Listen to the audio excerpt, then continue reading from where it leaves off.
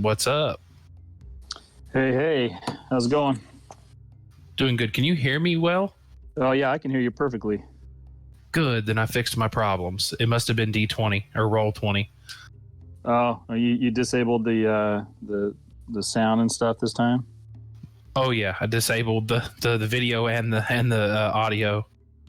Oh yeah, you sound perfect. Yeah, last week you just kind of faded out. It was kind of funny. You just kind of slowly drifted away. What rogue would I be if I didn't just slink into the shadow? Yeah, you did a good job. Dorzaphir has to have a British accent because he's very proper.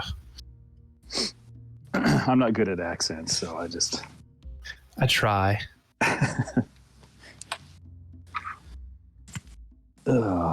He does know the elven tongue, so I must have a proper accent. Of course. I did come. The reason I bought everybody's drinks and food is when I took the handful of silver out of the crate. I was like, I got this. Yeah. So I'm not getting out of. Why am I not getting any? I can't hear roll 20 sound. Maybe I disabled too much. I can hear his music. That I can hear. Yeah, I can't hear his music, so I got to figure out what I'm doing wrong. Let me look at my settings. I'll tell you what I have set up in roll 20. Hold on. Yeah. I've got the music volume level set. I can turn that down just a little bit. Are you're in the settings, right? Yeah. I got master music volume all the way up.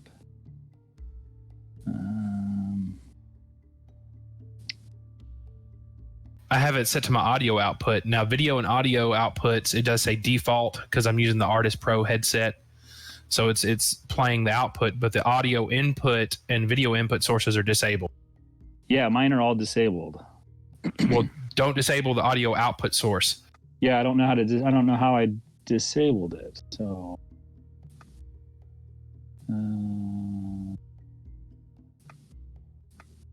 let's see.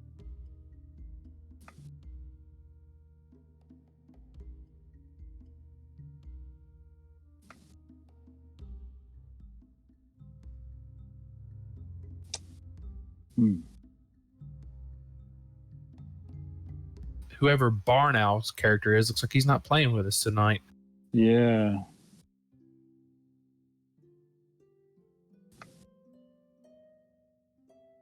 Shoot. How do I get the sound back? I had the sound before. Let's see.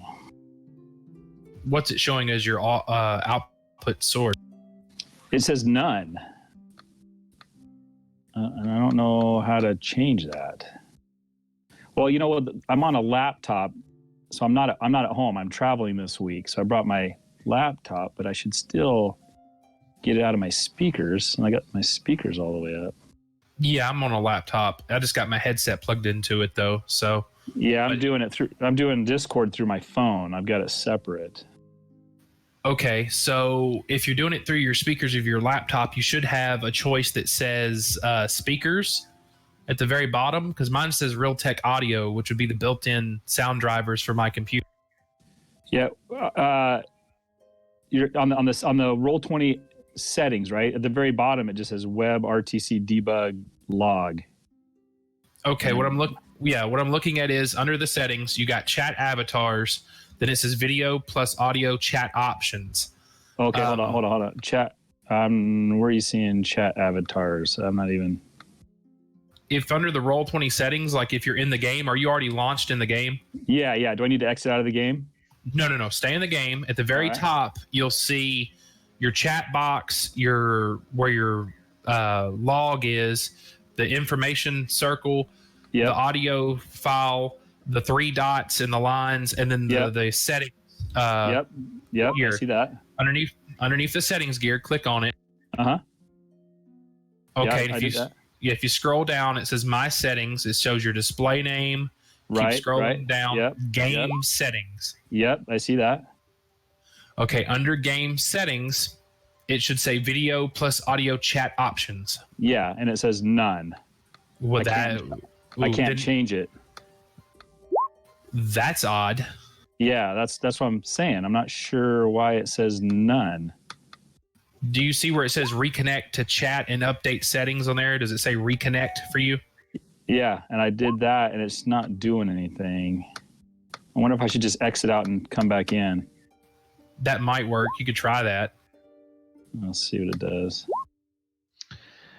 Yeah, James, you really won't need, other than the pregame with music, you don't need any sound out of Roll20 for anything, because there's nothing that will be there. As long as you can hear people on Discord, that's really all you want. And I would prefer that you do not, if you're using Discord on the phone, do not put any sound coming out of your computer, because then we could have background artifact sound, depending on how that is. So that's fine. I'll just leave it as it is.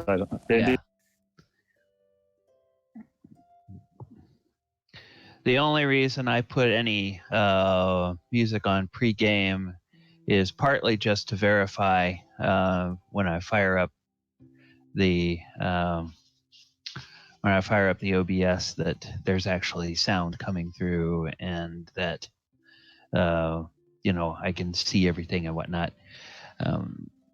So that's really what I do. And just because I generally start to stream a few minutes early, I don't want it to be just dead silent.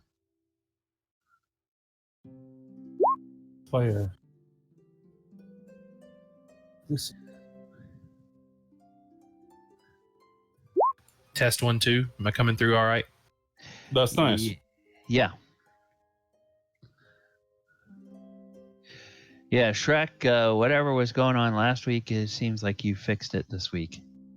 I tried. Yeah. That's actually hot.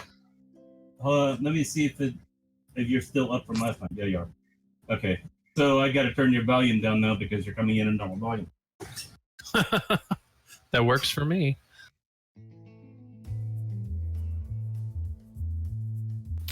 Hello, hello. Hello, hello. Who was Barnowl playing? Good question. Oh, I can't even... I think Barnowl is playing Hylan. I believe.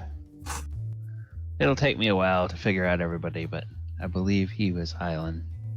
Actually, I can go and look at the notes from last week, because I think Hylan is played by Barnowl.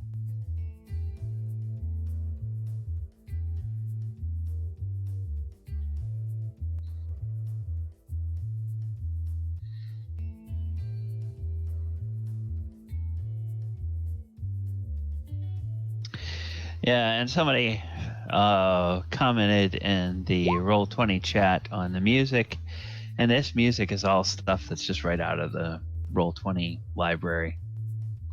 Yeah, that was me.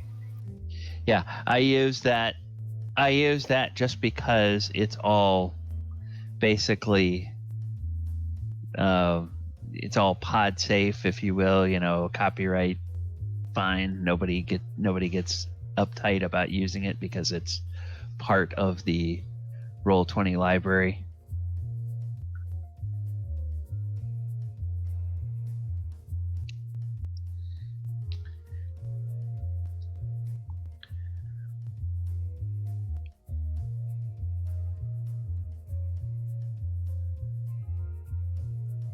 Who's all excited for the new D&D book coming out in March? Kind of on the fence with that one. It depends on what actually comes out with it. I'm excited, just because it's going to add new things to 5e. Okay, Explorer's Guide to Wildemount. Yes. I've been listening to the hell out of Critical Role the past month, trying to catch up to January. Oh, I'm so behind. The last piece of Critical Role Media I watched was Undeadwood, which was really, really good. Oh yeah. I haven't really had the time to sit down and listen to a long podcast. Because they're 3.5 hours long. That's the thing that kills me. Mm-hmm. I do a lot great. I do a lot of it's like HTML type of stuff at work and everything. So I listen to things at work, but I can really only keep straight like 1 or 2 stories at a time. So I have 2 shows that I'm completely caught up with, and I listen to them as they are released. One is podcast only, there's no streams, and the other one I usually can't listen to live, so I listen to them both by podcast. And then some of the other ones that I will listen to another one like from the start all the way to catch up. Like right now I'm trying to listen through and catch up to the Acquisitions Incorporated C Team. Nice. I'm trying to listen to that one. And I'm just a few episodes in, so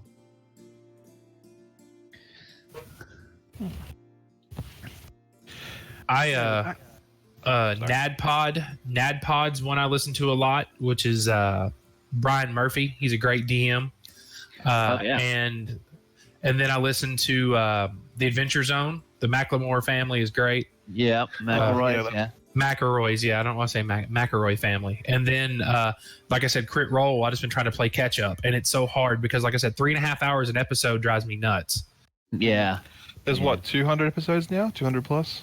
They're 90-something right now. I'm only on episode 86 of season 2. All right. Well, we're at 8 o'clock.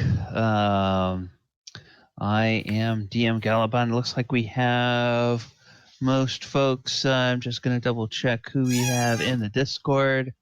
Looks like we have Rookie, James, Mike, and Vern so far.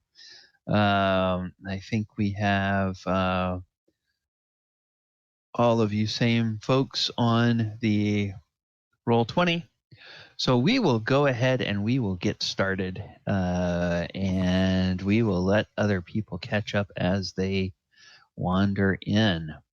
Last week we had episode or session 1, I should say, of our game, where everyone took their characters that they made. We traveled from the town of Leyland to the town of Phandalin. And when we got there, there was the matter of getting paid by the caravanners. Oh, I forgot. You all did wind up fighting some goblins along the way. And then when you got to Phandalin, you got paid by your caravanners. Got a little bit of extra pay because they at first were going to try to balk out of hazard pay, and then when a crowd started hearing about your exploits, they said, okay, well, we'll just pay you a little more and kind of wink, wink, nudge, nudge, don't say anything to anybody, give us a bad reputation. So that worked out. And then everybody retired over to the Stonehill Inn to have some dinner and some ale.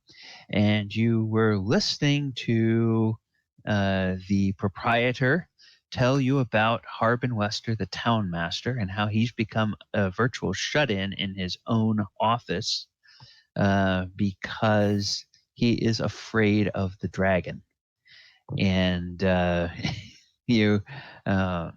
and it turns out the town master is the one that wants to have an adventurers guild, but you have to talk to the town master to be a part of it, and he doesn't answer the door very much for people. So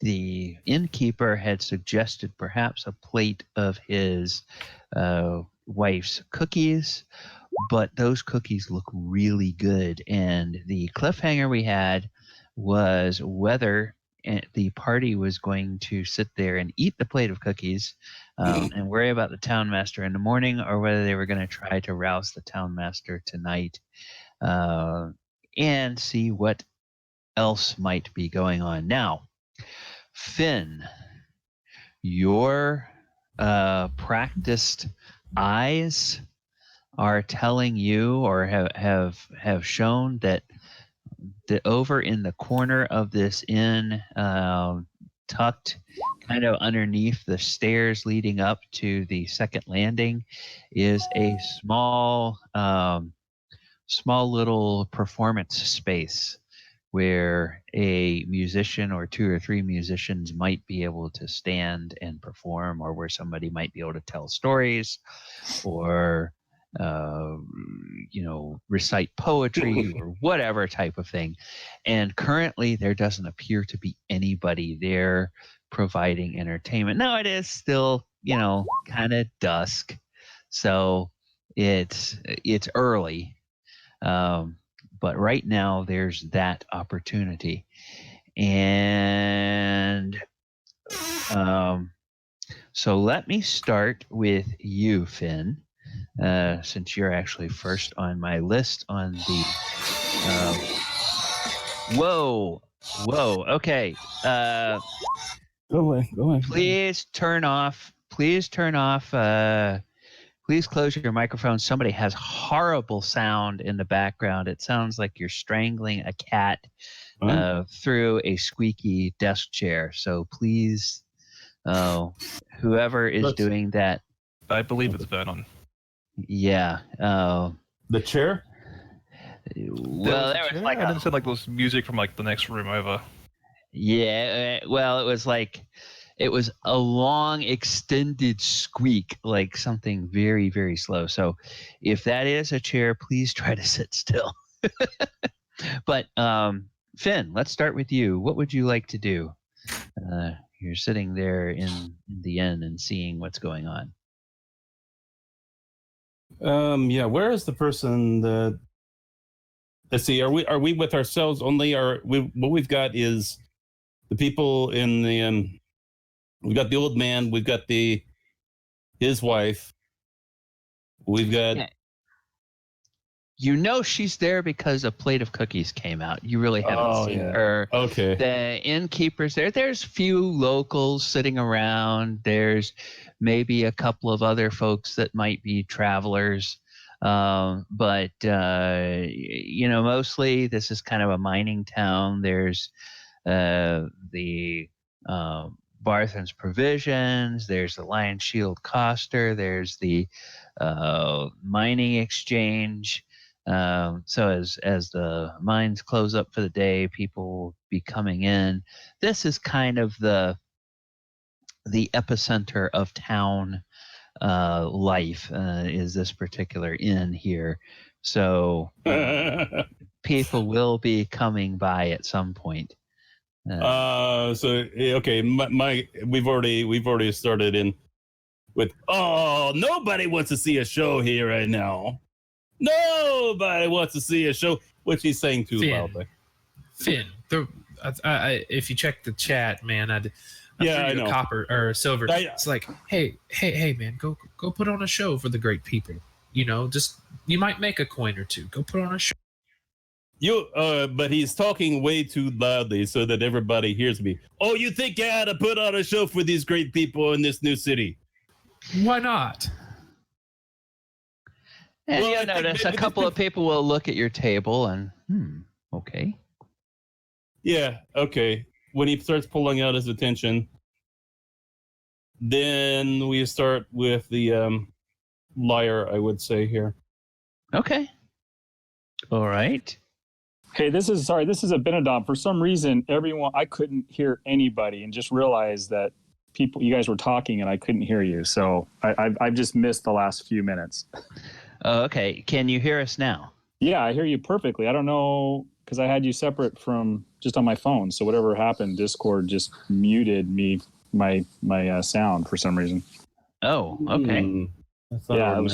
That was weird. And then I started seeing your things flashing and realized, hey, you guys are talking and I'm not hearing. So I I hung up and then just rejoined, and I hear you again. So I don't know. I'm not sure what happened. Okay. Oh, okay. We'll have to keep an eye on that. That's what we were talking about. We were talking about getting Finn to go start with his show. Okay, perfect.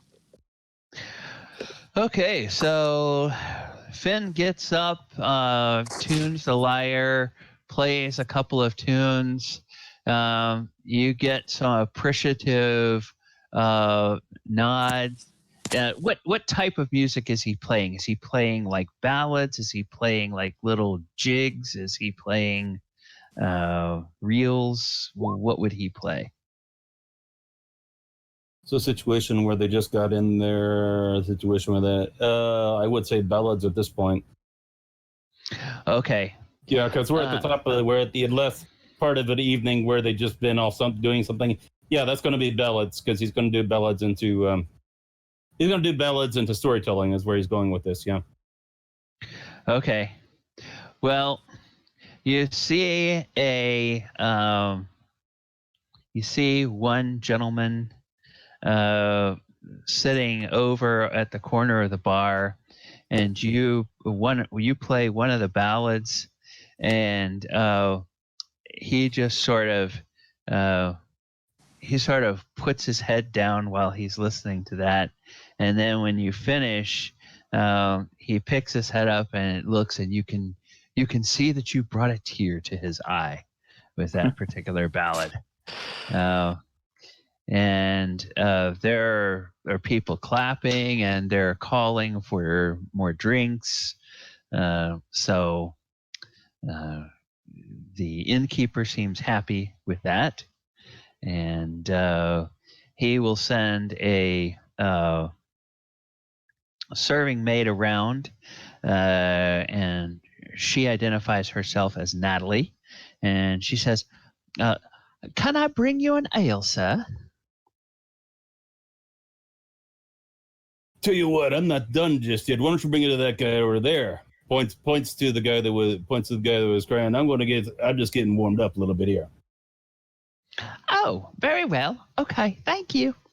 And she runs off, and she will go and bring a mug of ale to the guy sitting at the bar. And then she goes into the back. Now, what is everyone else? Or let me go back through the list here. Gabriel, what is Gabriel doing while Finn is playing? Currently, mostly just kind of looking after his younger brother. So he's not too far away. Probably just sitting at the table, just kind of probably just counting his coin and just going over his options for the moment. Okay. And Abinadom, are you doing anything in particular? Yeah, other than contemplating on my major screw-ups earlier in the day, I'm looking around the room to see if there is anyone that kind of seems out of the ordinary, maybe trying to pay attention to who we are, but not being obvious about it. Trying to see if there's anything going on that's, unusual in the area. Okay, roll me a perception check if that's what you're doing.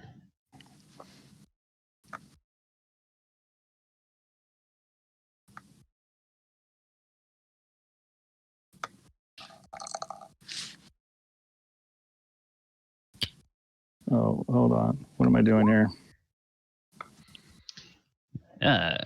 Okay, and then now if you go either to your character sheet, you should be able to roll it on your character sheet.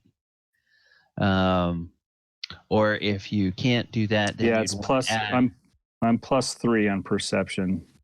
Okay, so you can then, if you need to, on that advanced dice roller tool, you can plug in the 1d20 +3, but that'll be a 15.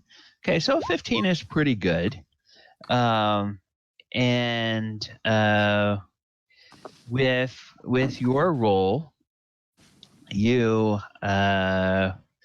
notice that there's probably a couple of people that look like they work with animals because of the the type of clothing that they have. They look like maybe they deal with horses during the day, so they may be drovers for another caravan or something.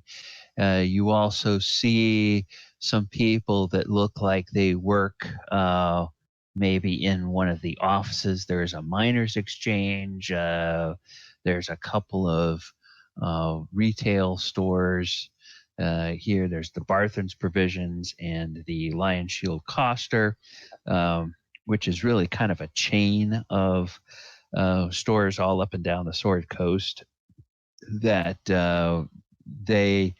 every place they have a location, they do some sort of manufacturing. Here, they export from Phandalin some mining equipment, some picks and stuff that they carry at the Lion Shield Coster. Then that people will. When Finn was talking pretty loudly and other people were talking, there was, of course, people looking your way then. But other than that, all the attention in the room basically seems to be focused on the musician. Okay. And Dorzaphir, what is Dorzaphir doing? Sitting back, contemplating his options about who this traveling party he's traveling with, wondering what's going on. Also thinking what we're going to do to get a hold of the mayor, proverbially, about the Adventuring Guild to get some information on tracking down the dragon. Okay. All right. Okay. As Finn continues to play, and we'll say he can play one or two more songs before he maybe gets into any storytelling. And while he's playing still, you all notice that same serving maid who identified herself as Natalie. You notice that she's now coming in the front door. And she's coming in the front door and she's carrying a plate of something. And as you look over, you notice she's carrying another plate of those same cookies that you have on your table. And she's holding the door open, and then she looks out behind her and she says, come on.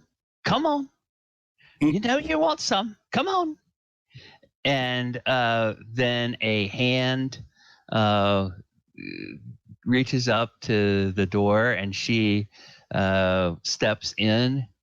And this very rotund man of about 60 with little wisps of hair that seem to be flying in kind of all odd directions, and a clothes that look like they are fine clothes, but they look like they've been slept in for in a row.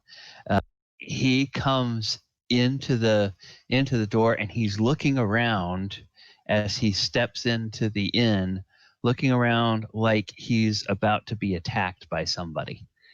And so Natalie steps over towards your table and says, Haben Wester, come on. The sooner you get in here and sit down, the sooner you can have some of these cookies.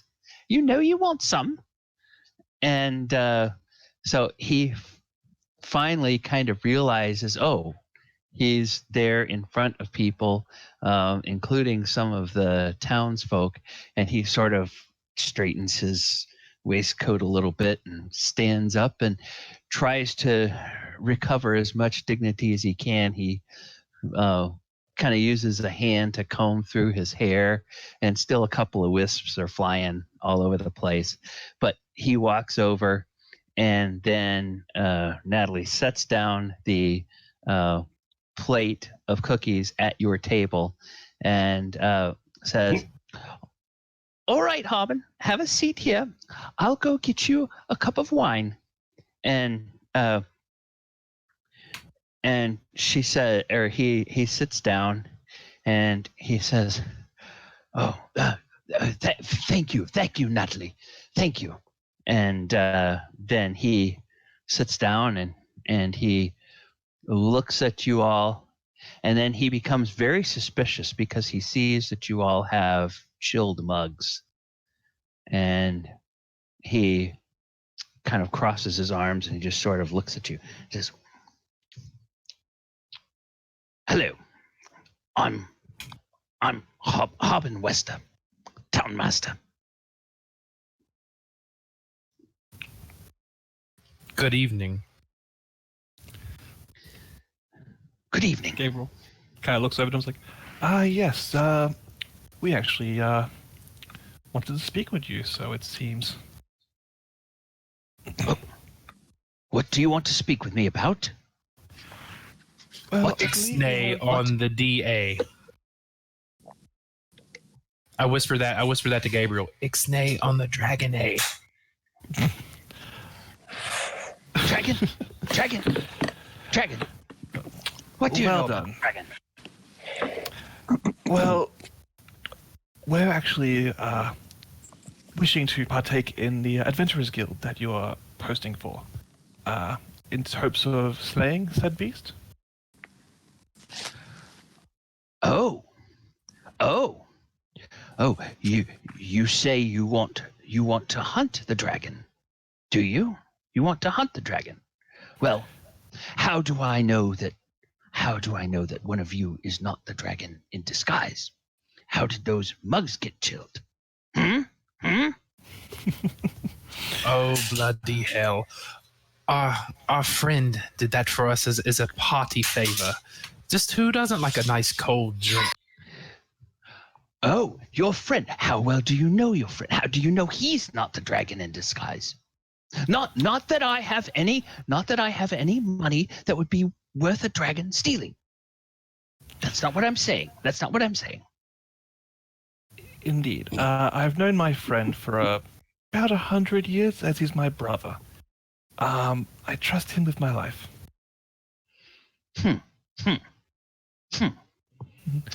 And yes, if you're familiar with this particular kind of dragon, you'd know that white dragons don't particularly care for treasure. Oh, so Yes. you're dragon experts then? Is that what I'm to believe? Oh, far from it. Just witnesses to some of their ferocious attacks. Yes. I believe they're more interested in food than trinkets. What attacks do you speak of? Well, if you must know, we actually lost a family member in our recent attack in the town just over. Hence our desire to come slay the beast. Oh, my dear. Was that Leolin? Was that the attack on Leolin? Yes. Oh dear. Oh goodness gracious me. Oh goodness. Now, sir, I assure you that we here in Phandalin, we are dedicated to making sure that attacks like that do not happen again. In fact, we are working to put together an adventurers guild to hire people to go and slay that wicked beast so that good families like yours do not have to suffer that again. Yes, that's exactly what we're doing. Yes, I am terribly sorry for your loss. It's okay. But yes, that is why we're here. We are hoping to partake in this adventurers guild of yours. Do you have many members yet? Well, I'm not quite entirely sure. I do have a question for you. You, sir, and he points to Abinadom. Since you have been the one that was identified as having chilled the mugs, so how old were you when you were first able to breathe ice and snow? How old was I? Yes. Gabriel's looking at him like inspected like, yes, how old were you when you were breathing snow? Dorzaphir's like, yeah, really? Was you ever able to breathe ice and snow? We just know about this now? Yeah. And how many adventurer popsicles have you eaten? None. Gabriel decides to chuckle. None, but I can make up for any inexperience and enthusiasm since my father was just killed by said dragon. You dare question my enthusiasm for getting revenge on this beast? Oh, well, all right. I'm terribly sorry. Here, and he goes into a pocket of his coat, and he pulls out several coins. And tonight he's going to pull out. Well, he'll pull out 6 coins, and these coins, they look like they're tokens made of brass, and on one side it has the seal of the town of Phandalin, and on the other side it has the words Phandalin Adventurers Guild. And he slides a token to all of you, and he says, "Oh, now, gentlemen, what are your names?" Well, I'm Abinadom. Abinadom. Pleasure to meet you, sir. Pleasure to meet you. And then he looks over at Gabriel. And you, sir, what is your name? Gabriel sliding the little copper piece over, brass piece, I believe it was, and just kind of bites into it to see the purity of the metal. Gabriel, and just kind of puts it in his pocket. It's heavy. It's brass or bronze, but it's clearly not worth a whole lot. Worth less than a gold piece. And then he looks at Dorzaphir. He says, "And you, sir, what's your name?" My name says Dorzaphir. Dorzaphir. Very well, very well. Stand up with me, gentlemen. And he stands up, and he holds a hand toward the stage to try to either to try to get Finn to play him some dramatic music, or to get Finn to pause. And so what does Finn do in response to that? Okay, that's a strange hand gesture. Either to get him to pause or play dramatic music. So his hand is going up. So it's like there's a mixed thing here. Exactly. It's like he doesn't know what he wants you to do, but he's clearly signaling to you something, and it's kind of up to you to figure out what the best response would be. So you can in other words do whatever you want, but try that. Try the viol here. So this should be a violin. So it's dramatic. Okay. It's not. He thinks about a drum, but that's kind of wrong. Okay. It's like, no, I better not do that. So Yes. we're gonna do a flat. We're gonna do a moving, kind of adventurous sounding. The thing that hit my brain first was Shinsei Nakamura's theme. Okay. So something evoking that. Yeah, he's playing introduction music for an adventuring party is where he's going with this. Okay. All right. And as the music swells and then gets to a little breathing spot, he turns to the room and he says, "People of Phandalin, may I present to you the founding members of the Phandalin Adventurers Guild. Abinadom, Gabriel, and Dorzaphir, along with their companions." Gonna try and shrink down since the attention is now suddenly on him. They are going to take care of the dragon for us. I think this is cause for a celebration. Very well. Very well. And there's a smattering of applause from the people in the town. And then it's like getting up and speaking. He's starting to go back into sort of politician mode. So then he leaves your table and he goes around and he starts talking to people and he shakes their hands and he talks to them and they tell him, whatever they would tell. And for the moment, he kind of ignores you.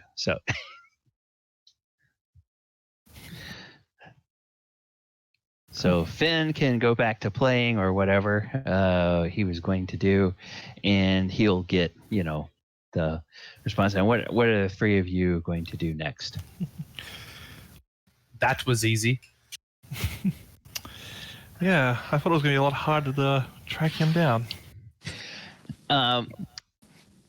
And the serving maid, Natalie, comes over, and she brings fresh mugs and says, "This is compliments of the innkeeper, my da.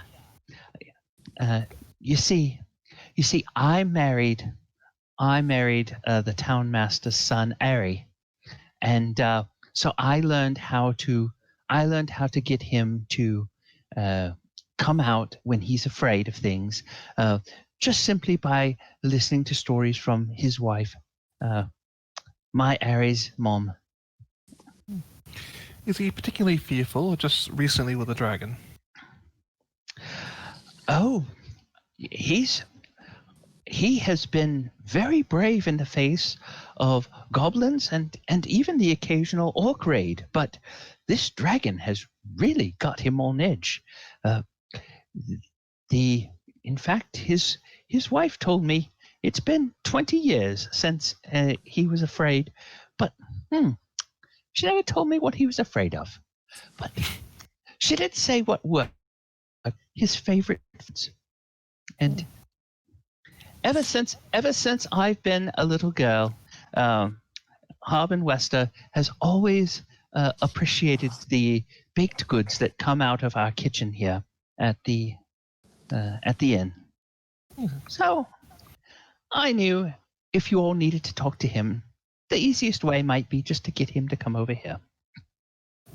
Well, we appreciate that. Gabriel, I'm assuming the 2 platters of cookies now are just in front of us?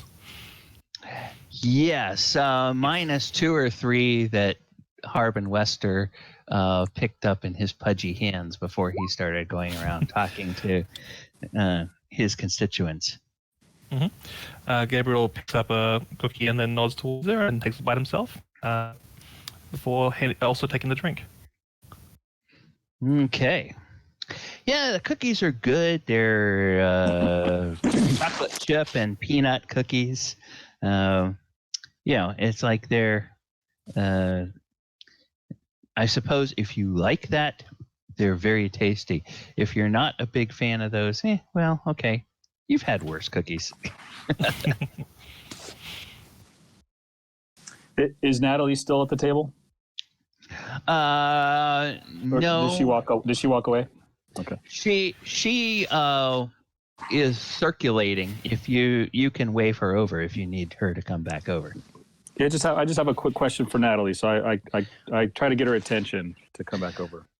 Okay. Well, she is a practiced server, and she seems to have that sixth sense when a hand goes up. And so, without making the person she's talking to feel like she's giving them short shrift, she does acknowledge you and then comes over. Yes, sir. How can I help you? Yes, Natalie. First off, just these cookies are delicious. Send regards to your mother for me. Oh, thank you. And also, are you aware of any areas in this great town of Phandalin where that any houses of arcane magic or any kind of wizarding areas here? Well, I would say that you're most likely to find things at the Lion Shield Costa. They tend to have more of the big city selection.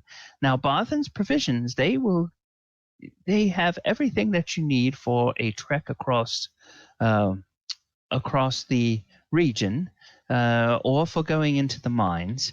But the Lion Shield Costa tends to have a few a little more refined selection, if you will. Great. Thank you very much, Natalie. Dorzaphir reaches in his pocket, looks at Natalie. This one's for you, and throws her a gold coin.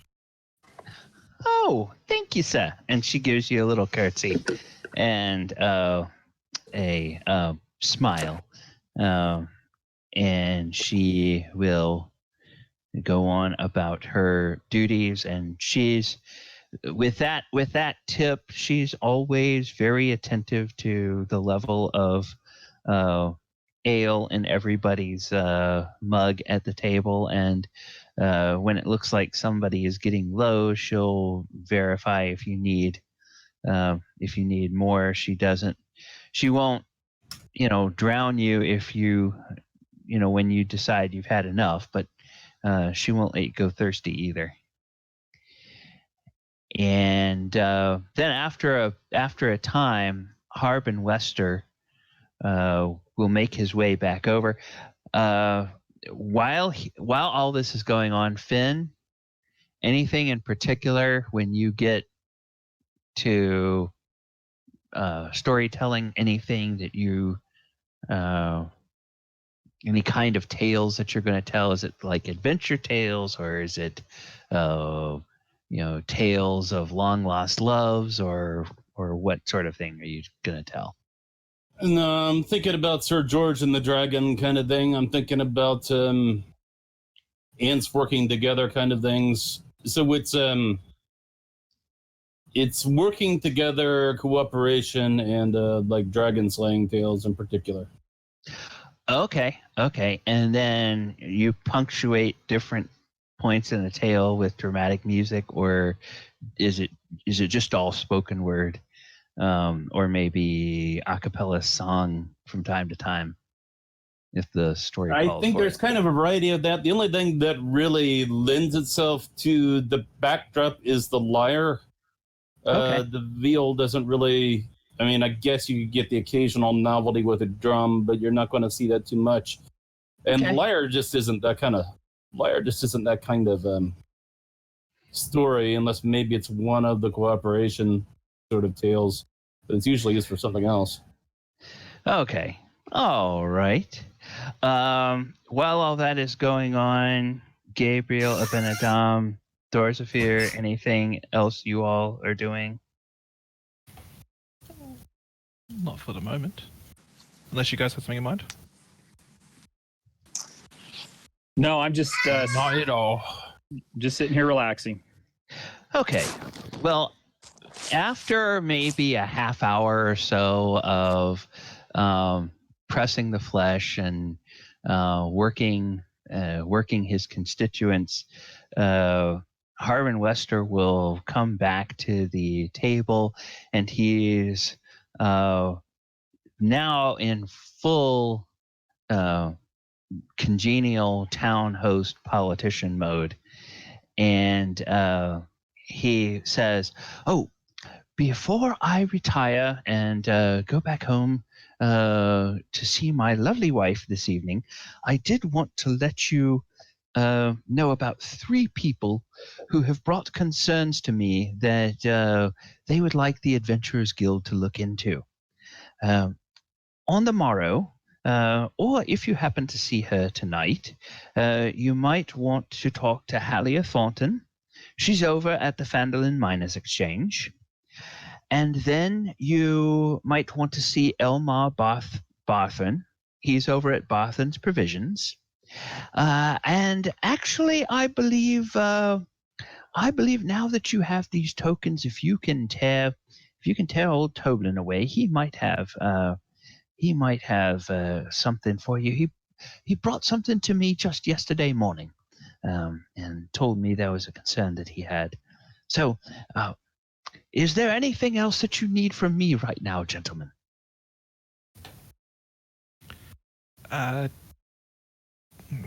I guess Gabriel will just kind of ask about the payment for each individual job. Is it by an hourly rate or by completion of the task? Oh, that's an excellent question. Yes, you will. Each job, there's a payment that that they will tell you about if you decide to take the job, and once you are paid, they will give you a receipt. If you bring that receipt to me from my records, then I will give you the same fee again.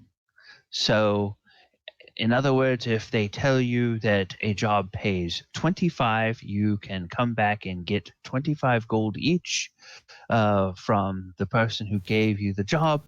And then if you bring those receipts to me for the town records, I will give you another 25 gold a piece. Seems fair. Being founding members, can you not do just a little bit more than that? Oh, sir, I use that as an illustration. You'll have to talk to each of the people and find out exactly what the jobs pay. It depends on different things like how dangerous it is, how long they expect it to take, those types of things. So they will give you that. But the 25 gold was just an illustration. Okay. Gabriel's going to very quickly switch to Elvish and speak to Albion. Sorry, I keep pronouncing his name wrong. Abinadom? Abinadom. Abinadom. Yes, so he's like, what do you reckon? It's a little out of our way, but the gold could go towards provisions and tools for our overall goal. Well, in considering I probably need a little bit more practice before we go up against some vicious dragon, I think that's a wise choice. Yeah, so Gabriel kind of nods, switch back to come. He's like, all right, we'll definitely see you in the morrow. Oh, splendid. And then he looks at the rest of you and expectantly seeing if anyone else has questions for him. And hearing none, he will doff his. He doesn't have a hat, but he reaches almost like he expects he's got a hat on, and then realizes he doesn't. And then he excuses himself, and he. Hold on. One thing. Go ahead. I just ran a history check to see if I know any of the stories of this guy.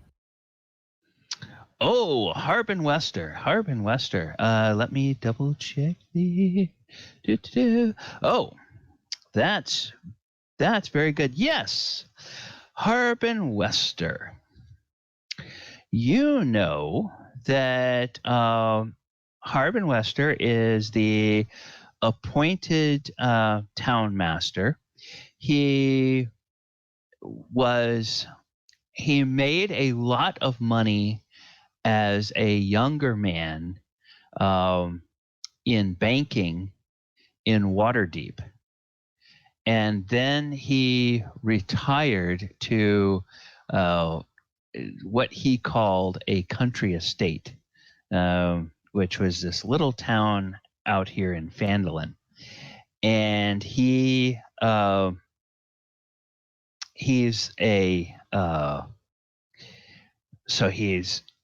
did have a lot of money. He was instrumental right after he got here in helping to defend the town against a couple of goblin raids and an attack by orcs on the miners' exchange.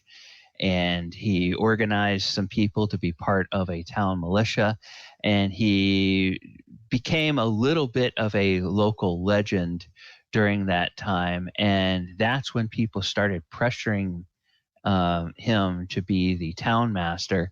And he resisted for a time, but then about 10 years ago, he was elected to the job, and he's been the town master ever since. And by all accounts, he's pretty well liked.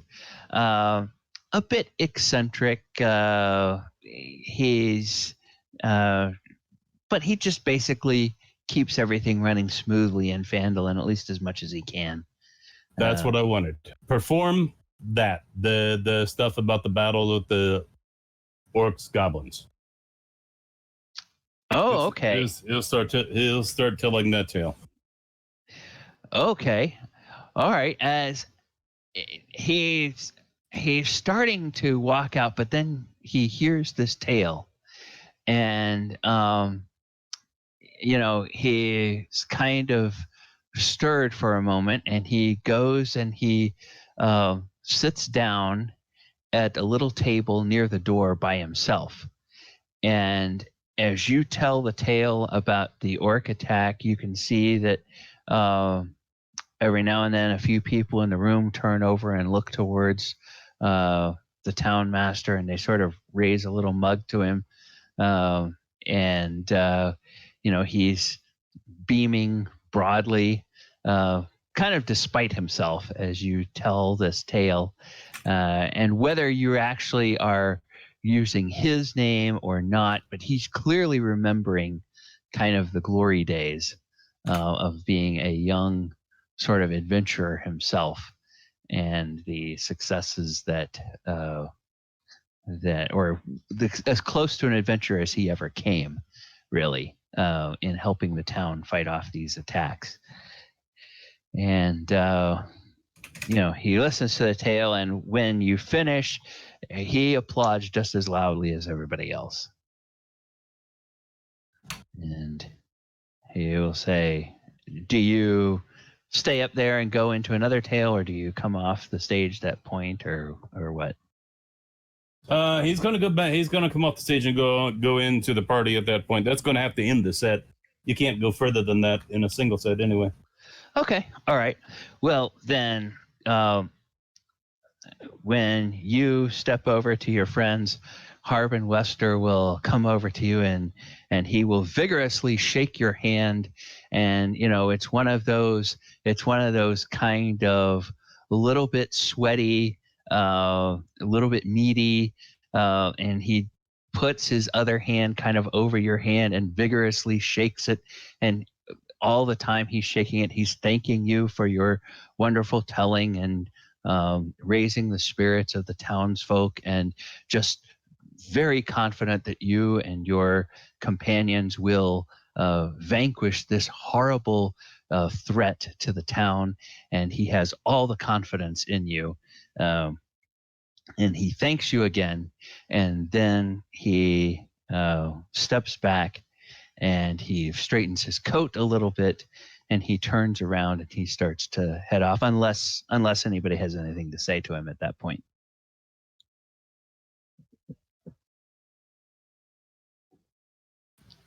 We appreciate your time for the evening. Oh, and I appreciate you coming to Phandalin. Thank you. Thank you, gentlemen. I look forward to hearing the reports of your good works. And then he strides off into the night, seemingly with all the confidence you would expect of somebody who has won the town's vote pretty much unopposed several terms in a row for being the town master. And not the timid little man that he was when he came in before. All right. So, anything in particular that anybody wants to do for the rest of the evening, or should we just go to the next day?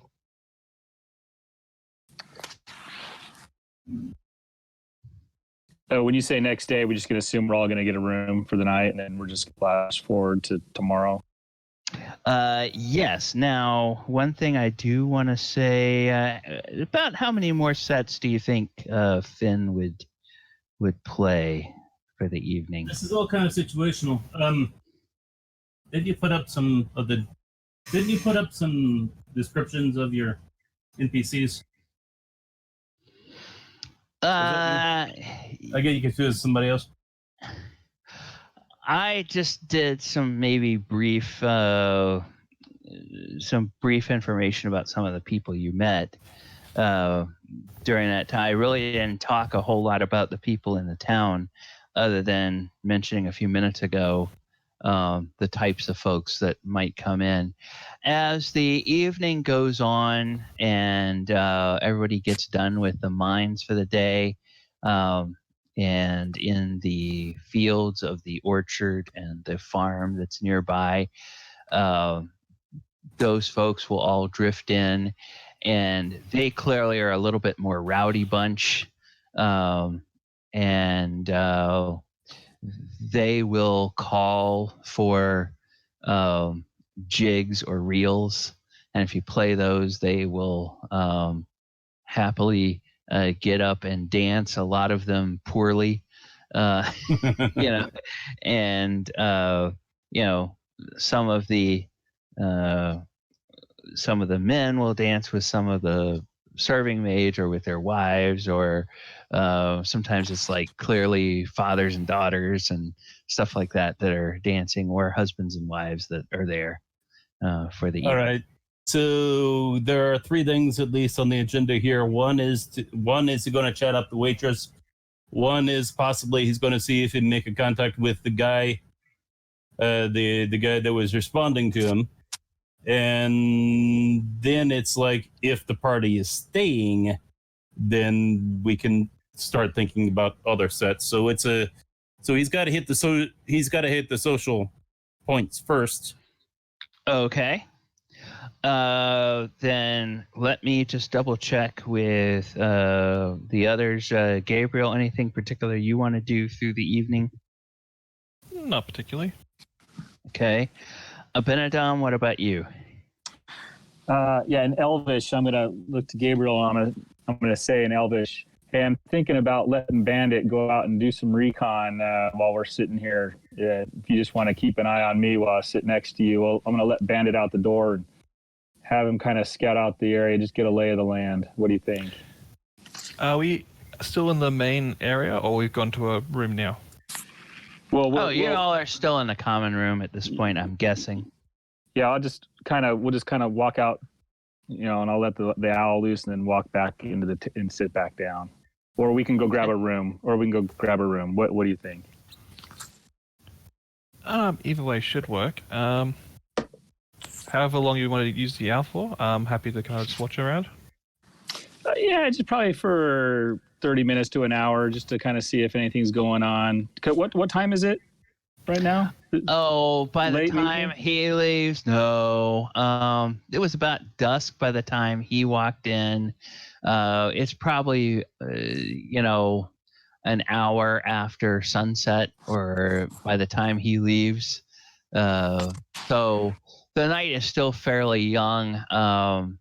It's a few minutes after he goes that actually the miners start to come in, because it seems like they probably go all the way until sundown.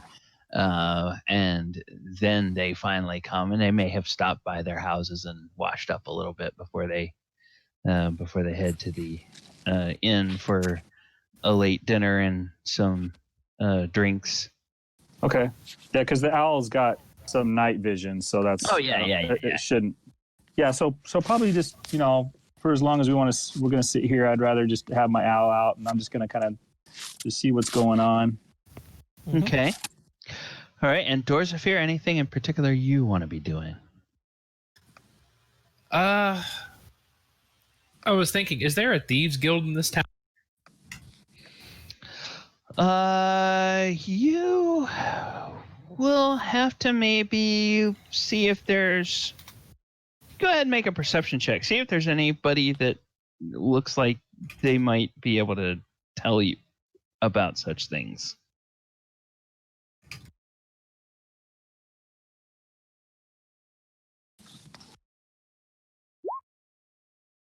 Ouch. Yeah, everybody here looks like they're just plain hardworking folk.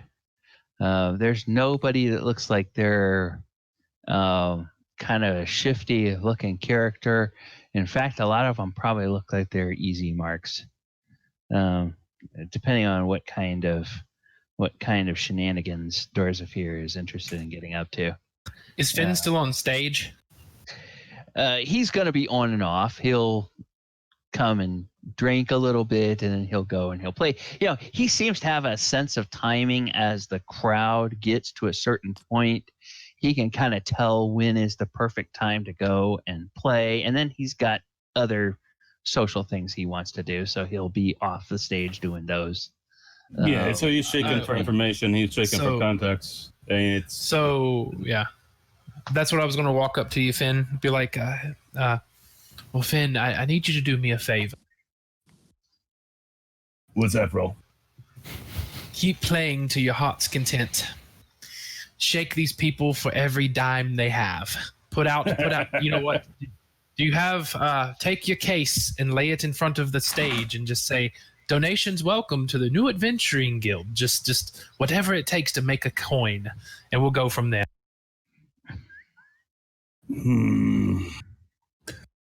Well, I'm planning on making them good, bro, so too cool. All right. Okay, well, Finn, before you get back on the stage, you had mentioned a couple of different things you wanted to do. So which one do you want to start with? Do you want to try to talk with the serving maid? Do you want to try to talk with a gentleman at the bar? Or there was something else you mentioned. I'm sorry, I didn't write it down in my notes. It's what the rest of that was not particular. It was just talking about staying there and doing that. Oh, okay, yeah, that's right. Okay, so well, the first one has got to be the guy who was responding to see if he's anybody in particular. Okay.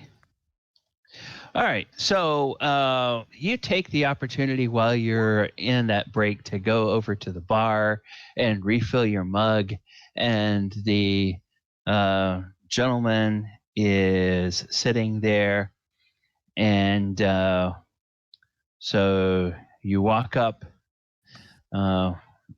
there, and he's probably had at least another mug of ale since you noticed him doing that, and he sits there, and he's just got kind of a wistful look on his face when you walk up. You like that liar, huh, bro? Oh, yes, sir. Yes, sir. That was lovely. That was lovely. Reminded me of my Westra. It did. Westra. Oh, man, you got a sad love story somewhere? Oh, yes. The very saddest. The very saddest. Tell me, bro. Tell me.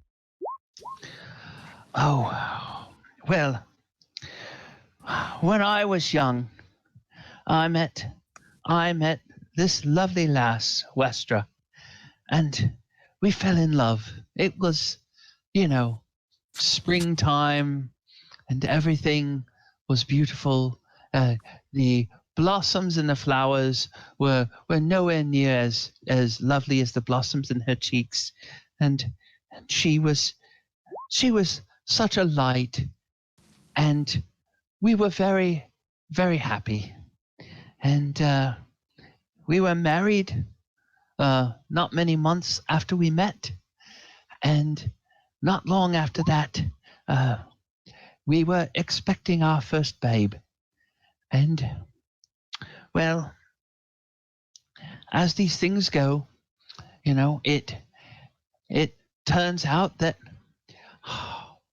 the priests have told me that perhaps Westra, or maybe one of her parents, might have been responsible.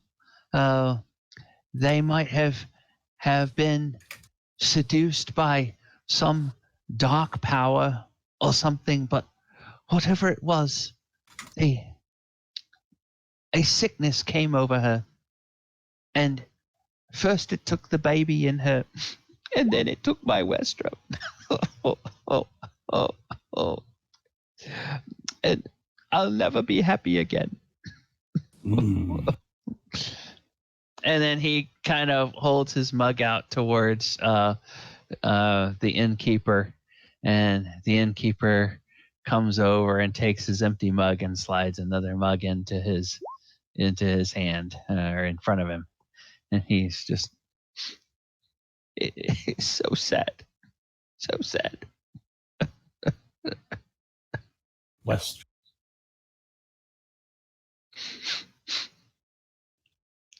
And he pulls out a little kerchief. And you complained about the chair. Yes.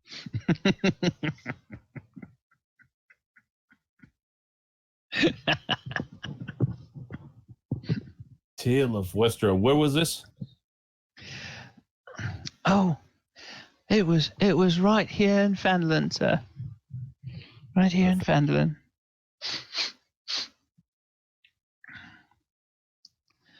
So you don't know what came. You don't know what it was. No, sir. No, sir. Oh, sister. Okay, let me just double check that I have the names correct.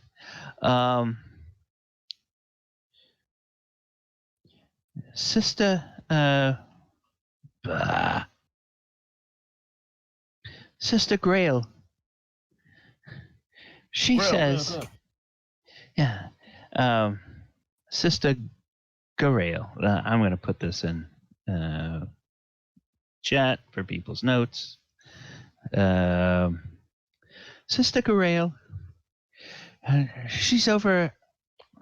She tends the Shrine of Luck most of the time, and she says that, well, perhaps it was just the toss of Timora's coin. You know, she says not everything that's bad that happens is because of some nefarious dark power, but that's not what the priests of Tyr say. The priests of Tyr will say that those who walk in the light will be blessed, and it's only when we stray into darkness that evils befall our lives. I don't know. Maybe Sister Grail is right. What do you think? You know many stories, many tales. What do they tell you? Tells me this one's only halfway written. But we may never see the other half. This is a really good story. You got stories about everything, man. We got stories that end that way. We got stories that end with them all turned around. Well, I tell you what, sir. Sometime tonight, tell a happy story. I'd like to go home with a smile tonight. Tell a happy story. Operator dance, bro, because we're doing this. That's what we're doing next. Oh. Of course, now I'm going to check out the local talent. Good God. All right, sir. Well, thank you, sir.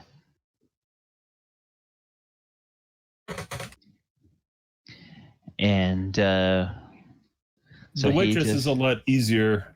He's going to go apologize and make it a pretext to talk to her for a while. Okay, well, I'll come back to you. Let me go to let's see. Abinadom, you are going to have Bandit fly around a little bit. As you go out onto the porch or around the side of the building, wherever you think would be the best. What do you think would be the best? Would you take him around the side, or would you just go out on the front porch and wait until nobody's looking, or what would you do? Oh yeah, sorry, I thought we had already done it, and I was already sitting there. Yeah, we just kind of snuck out because we didn't really clarify whether I snapped Owl back into my pocket or not. So, but we just did it kind of stealthily. I mean, I'm assuming people didn't make any comments of an owl in the tavern, so I just kind of walk out and bring the owl forth and let him fly, and stay within about 100 feet of me, up in the air. Okay. Well, as you go out, he flies up and he sort of flies around the center of town. You're not too far away from the town green. You all are over here, and then off over here is kind of the town green. And then down over here, it's one of the woodworker shops and everything. So this sort of flies around that area, and everything seems pretty quiet. There's a few people coming in, look like miners coming in from the north. There's a few people walking towards the inn from across the town green, from the direction of the orchard. And then you notice some other people coming from the east, from the farm area, but they all just seem kind of like rural folk. There's some people shuttering the Lion Shield Coster, basically across the road, and it's kind of a seemingly a quiet rural evening there. Okay. After a period of time, I snap out of it and make Bandit disappear, and I walk back in, I come to. I just come to at the table. Okay. All right.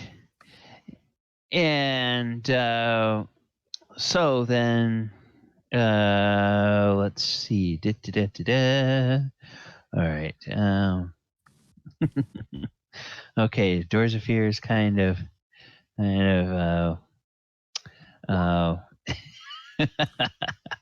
I take it you're reading the chat. Yeah, I look at it. Okay. Okay. All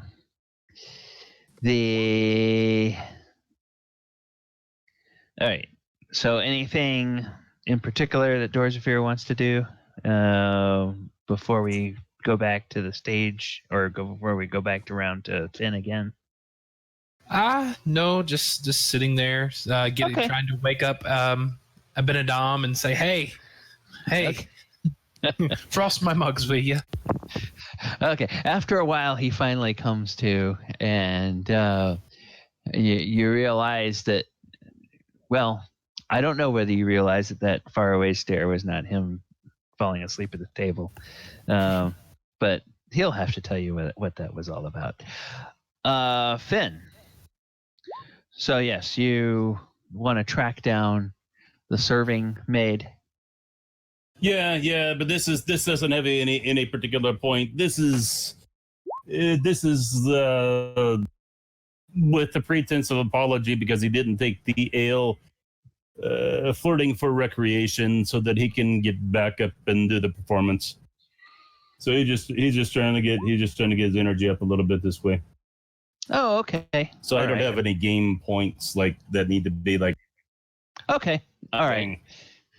Okay. So you talk to her, and you pretty clearly get the impression that she's professionally courteous to all of her customers, but any kind of attempts at flirtation just sort of fall flat. And you don't think that's you. You think that's more, she's just very happy with what her situation is. So it's like, oh, okay, she's one of that kind. You know. And then you start thinking, okay, yeah, her dad runs this inn, her father-in-law runs a town. Yeah, she's probably got it pretty well made for a small town girl. So, all right. So you go and you play. I am going to say now, Dorzaphir, you were encouraging Finn to play. Are you doing anything kind of like to try to encourage, either through your reactions to what he's doing or through talking to other people? Are you trying to encourage people to contribute more, or are you just relying on his talents to bring in? I could give him a little bit of help. I can go whisper in people's ears. Hey, he's playing such phenomenal tonight. Hey, why don't you tip him a coin or two? Hey, you like the performer? Go tip him a coin or two. Okay, go ahead and give me a persuasion roll, and we will see how that helps out the.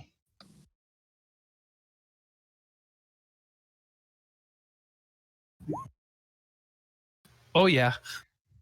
Oh, very nice, very nice. Okay, so we're going to say that actually, no, we're gonna do that, and we're gonna say that gives an extra that. All right.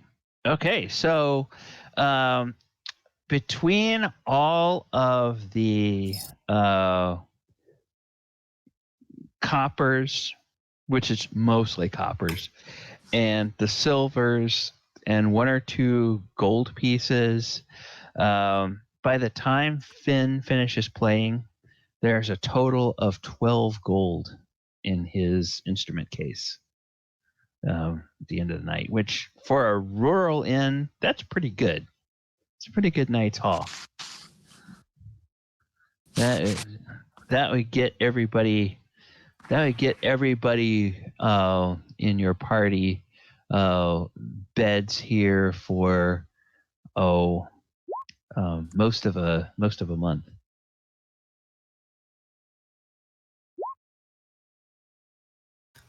Congratulations. All right. There we go. So we will go ahead, and night falls. The people finally make their way home. Business sort of dries up, and it becomes clear that Harbin Wester, probably as it gets towards midnight, he is ready to roll up the inn with the rest of the town and head to bed. This is not Waterdeep, where the nightlife goes on for hours and hours. As people are pretty hardworking here, and everybody's pretty early to rise, so everybody's fairly early to bed as well. And if there's nothing else, we will go on to the next day. Or did anybody want to do anything during the night?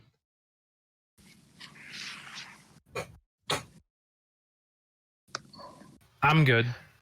Okay. All right. So the next day dawns. Dawn breaks. Crash. Okay. Well, somebody's insurance is going to have to pay for that. But when the morning comes around, you all recall that over breakfast, you recall that Harbin Wester gave you the names of 3 folks who you should talk to about jobs for the Adventurers Guild, and the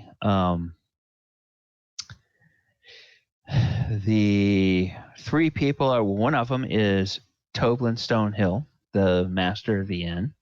The other is Elmar Barthen over at Barthen's Provisions, and the third is Halia Thornton at the Phandalin Miners Exchange. So, what would you like to? Who would you like to start with? Say that one more time, DM. Yeah, Toblin Stonehill at the Stonehill Inn. I'm going to put these in the chat. Oh, whoops! I never even pressed enter on that one. Sorry about that. So Toblin Stonehill is a Stonehill Inn.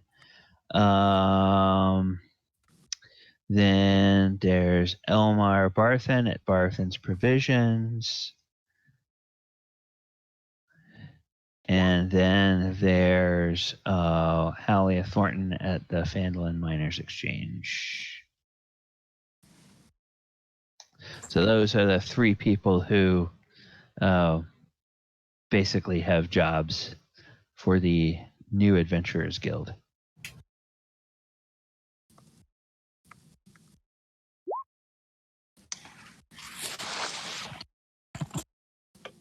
So Abinadom to the group, I assume we're all downstairs enjoying some breakfast, and just mention maybe we should chat up Toblin a little bit, see what issues he's having. Sounds fine with me. Sounds good. Okay. Well, he will come over and bring out the breakfast, and there's some they've got some juice. There's an apple orchard, so they have fresh apple juice most of the time that goes along with the breakfast, and good hearty farm type breakfast: eggs, bacon, sausages. They'll do hot cakes if anybody wants hot cakes as well. And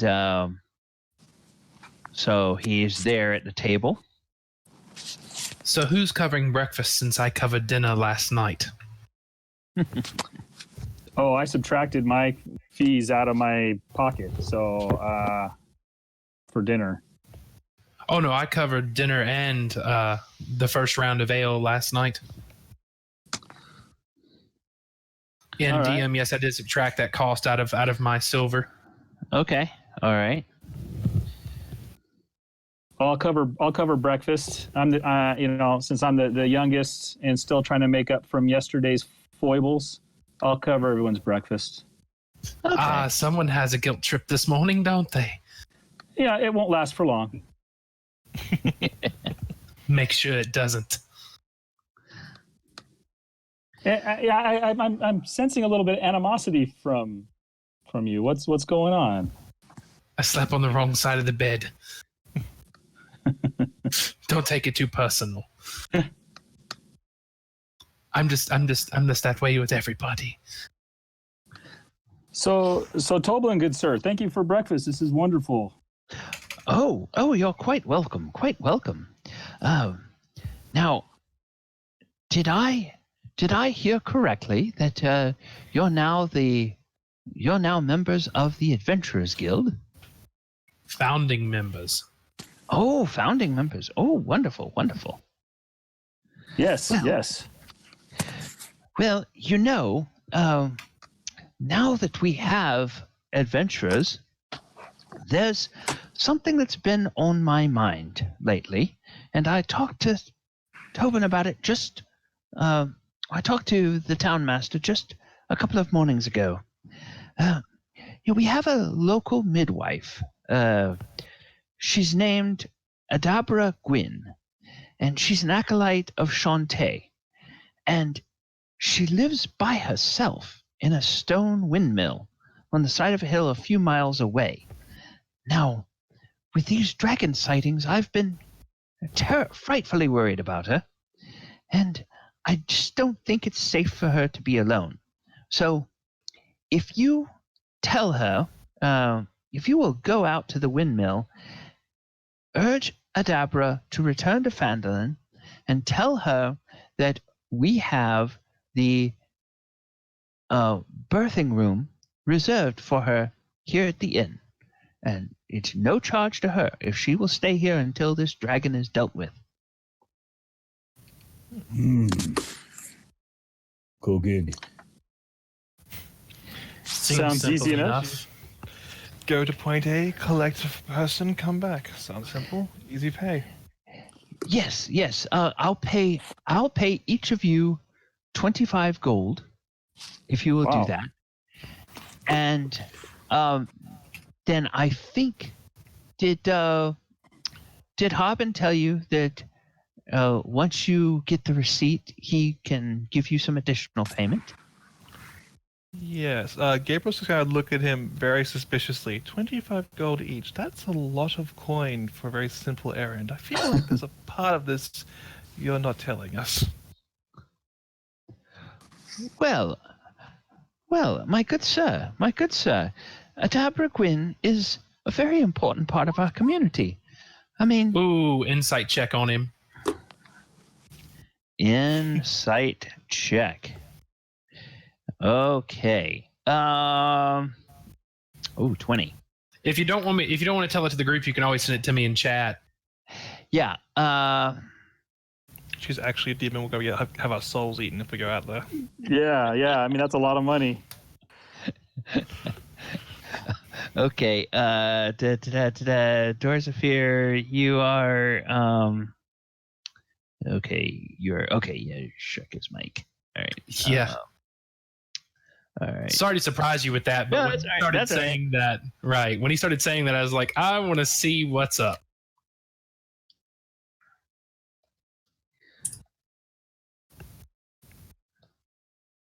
Whispers, guys, whispers.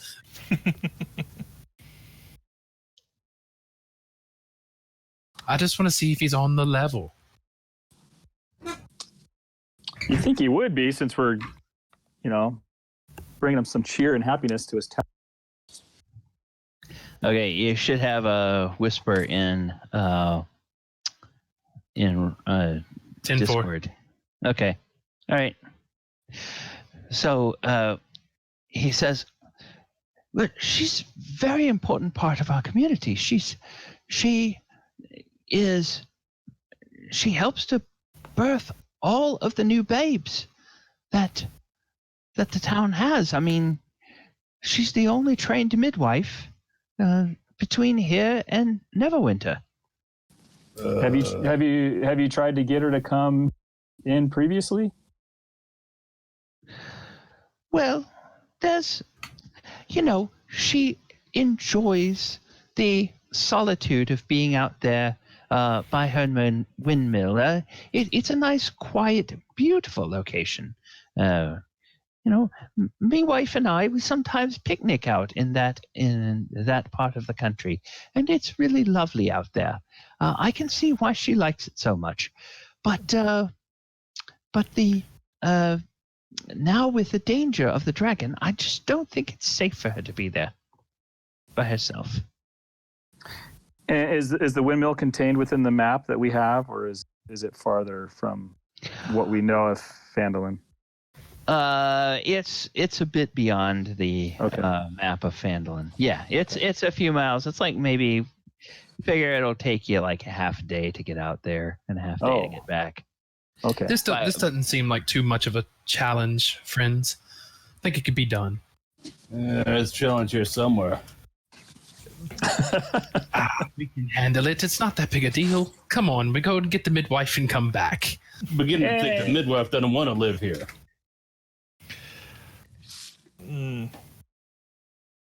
Well, we should give it a shot. Worth the gold. We need the money. We need supplies. I'm game if you are. Innkeeper. Yes. How much do you know about elven reincarnation? Elven reincarnation? That's a bombshell. Why? That's a little small talk there, guy. Yeah. I'm not much of a lore expert, and he looks at Finn, says, I would think your friend might know more about that. No. This is more for your sake. See, elves, when we die, we are reincarnated through the miracle of Corallin's grace. However, we retain our memories. So I'm just letting you know, if we die due to something you sent us to go deal with and you didn't tell us fully, I will return and I will remember this conversation. And I get up and go out the door. That's if it follows. Yeah, Abinadom leaves. I'm out. I'm out of there. Whoa! I follow my brother. The world's most complicated thought. The world's most complicated threat. Good God! I grab a sausage for the road. Okay. Whoops. Come on. Might as well get our trip going, fellas, shall we? There we go. Okay. So you all head out, and you leave towards Umbridge Hill. Now, Umbridge Hill, I'm going to go take us to a different map here. Where's the... Yeah. So, Umbridge Hill, you are right here in Phandalin. Oh, whoops. I'm sorry. I didn't move you. Let me move you over here. Okay. You all are here in Phandalin, and you learn that Umbridge Hill is the location of the... whoops. That was not right. Okay. Come on. Oh, fudge.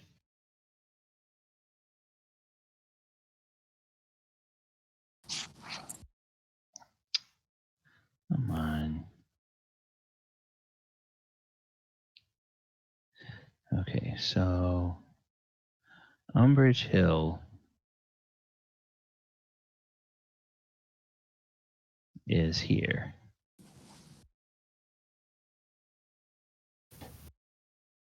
All right, so now I'm gonna... I didn't see anything. All right. Something is clearly not... Who rolled the nat one? Yeah, all right.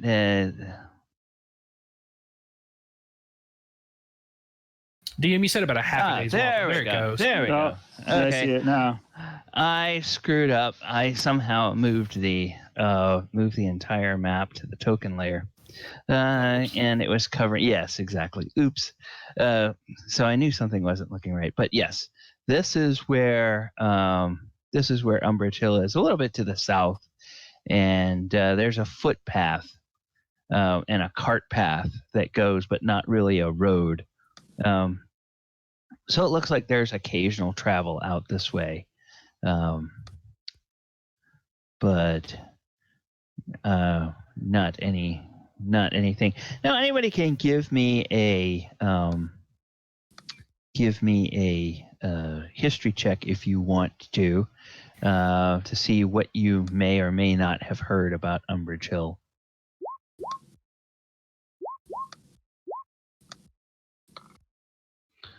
Oh, okay. All right. Finn knows that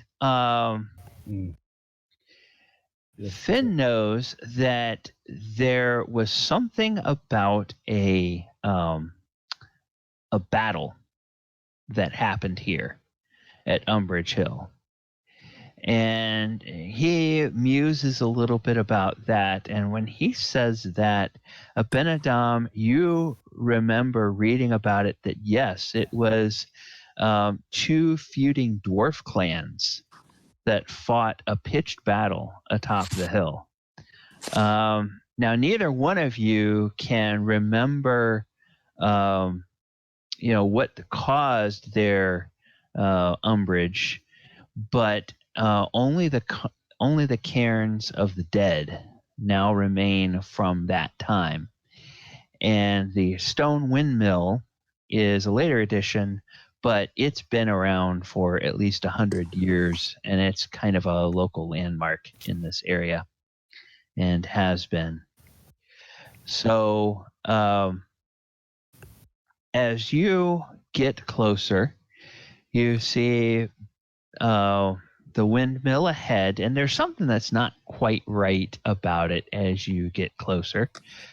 Built on the slope of Umbrage Hill is an old stone windmill surrounded by an iron fence.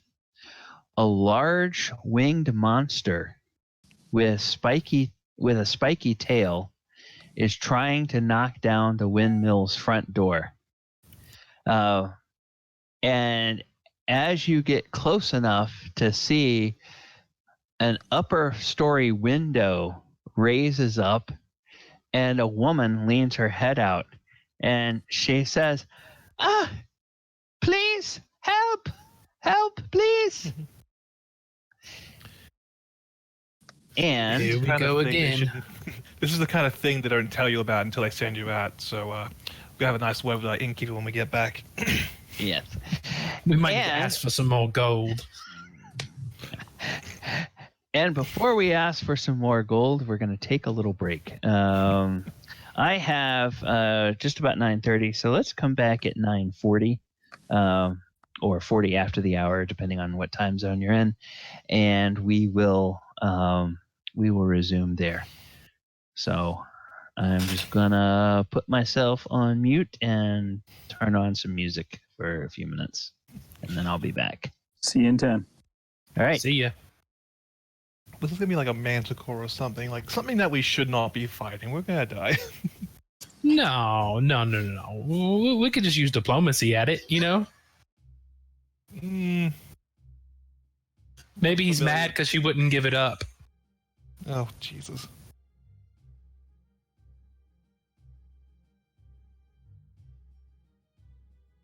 Things are going great so far. This is fun. Did you happen to read what I wrote you in the chat, Abinadom? It's an interesting choice you did. I don't know. I'm pretty sure they don't understand Thieves' Cant, so... Nobody but me and you, yeah. I don't understand it either. You should, if isn't Thief your background? Criminal, but you don't learn Thieves' Cant unless you are actually a rogue. Let me look at that. Hold on.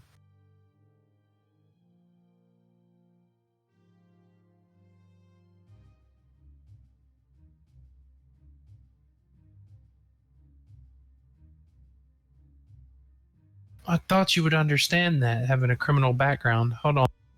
Nope. Well, my bad. You were just looking at me like just throwing weird hand signs. You're probably saying, what the hell is he doing? I go as far as I understand what you're trying to do, but I don't know enough nor care enough to respond.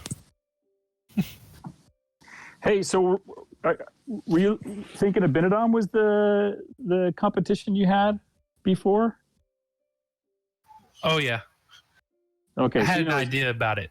But it was Gabriel, right? It wasn't Abinadom. Is Gabriel can I get confused who the wizard and who the... Yeah. So Yep. Abinadam's the wizard, so you want to give stinky eyes to Gabriel, not Abinadom. Ah, got you. Yeah, because you typed that out, and I was like, I think you're mistaken. So, yeah. My bad. No worries.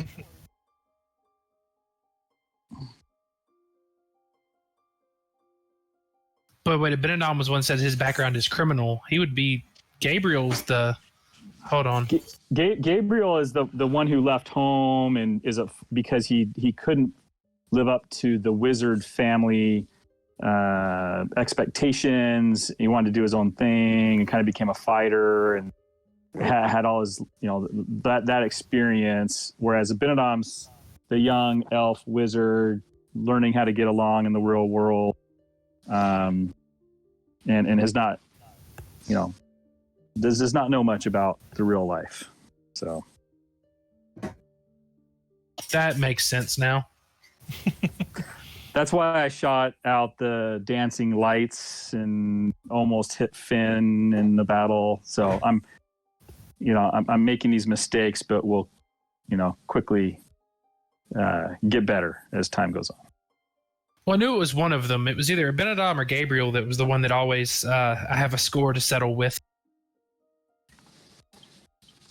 Because they're always outdoing me, or we're always challenging each other. Like they leave little notes at the scene, like I was here first. Think Ocean's 12 with the fox. Just have to do better then, don't you? Oh.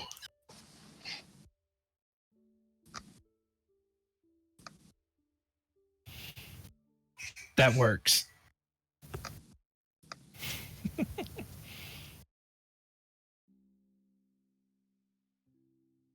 It's okay. It was kind of funny when he said he was napping. I was like, elves don't nap.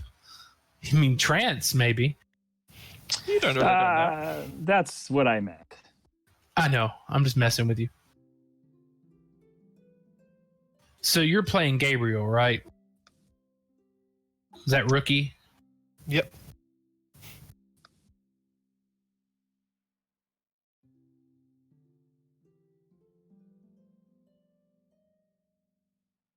Oh, yeah, it was Gabriel that said I was napping. Yeah, that's right. I was just drooling. Yeah, you're having like a weird familiar kind of zone out thing. Yeah, I guess I should let everyone know how I'm using Find Familiar. I kind of assumed everyone, like, it had already been talked about, but I'll just have to make sure everyone knows when I use Find Familiar, I'm kind of deaf and blind to the world around me.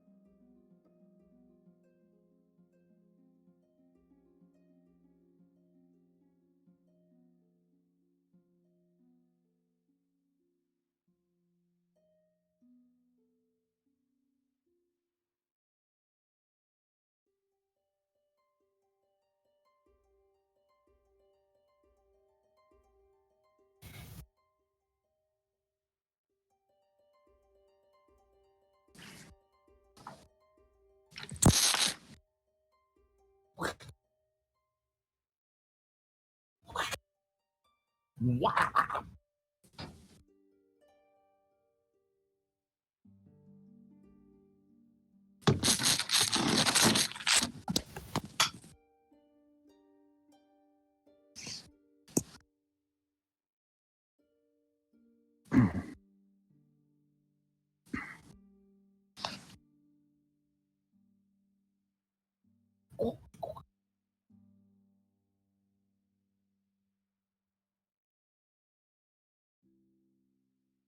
So is it Gabriel that knows? And so Gabriel don't even know thieves can't. Nope. Dang.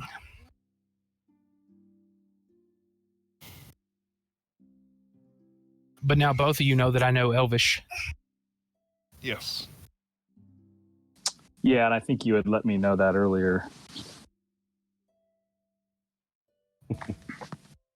I guess we'll just have to let you in to our little party. Oh, yeah. Yeah. As a general rule, Gabriel does not care about much. So he will openly speak about whatever the problem is in front of you, knowing you understand. Well, that doesn't bother me.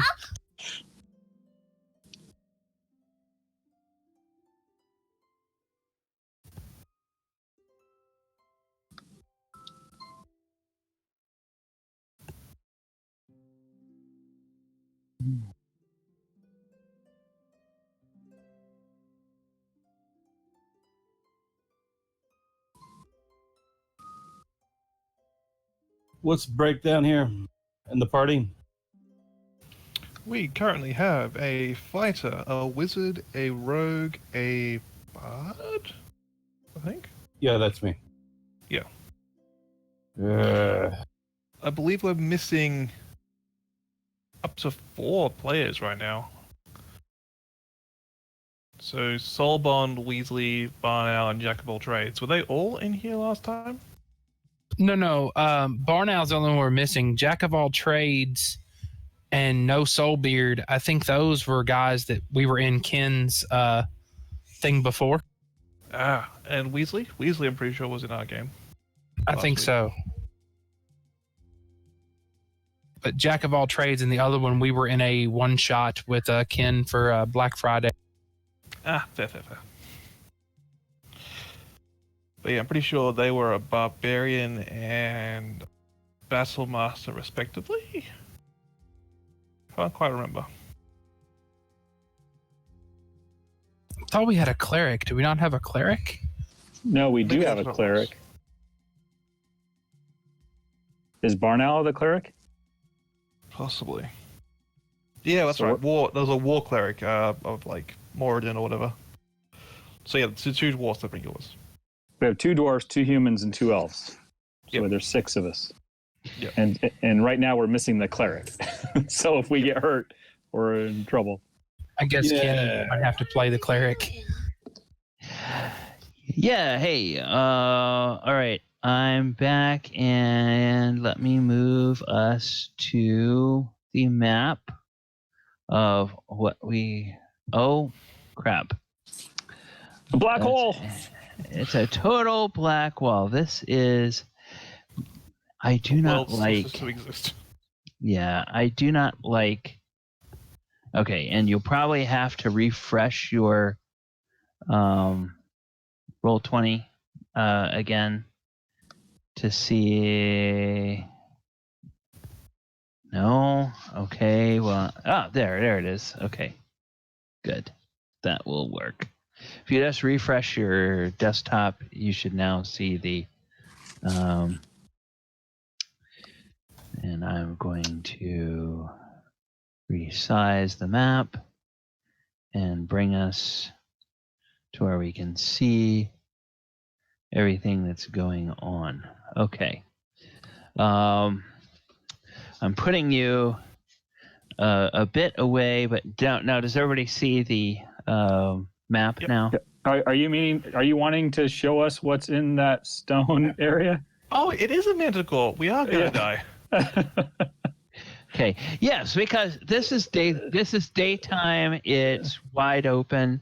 You all should be able to see everything there. I'll just show you some different parts of the battlefield. These different lines here are elevation lines.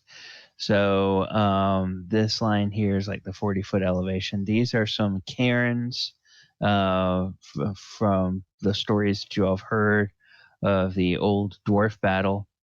Over here, you have the actual mill itself, and you can see the lady of the mill poking her head out one of these upper windows going, "Help, help!"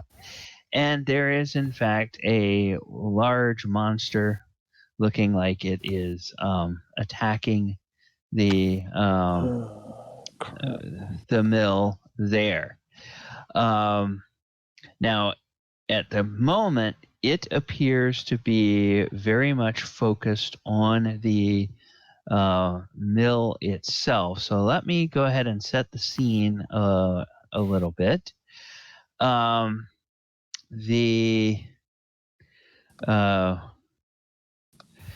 Pretty much you have the dwarven cairns, or those little piles of rocks, the ruins of a house, which is the little foundation outline that you see, and then the actual windmill itself.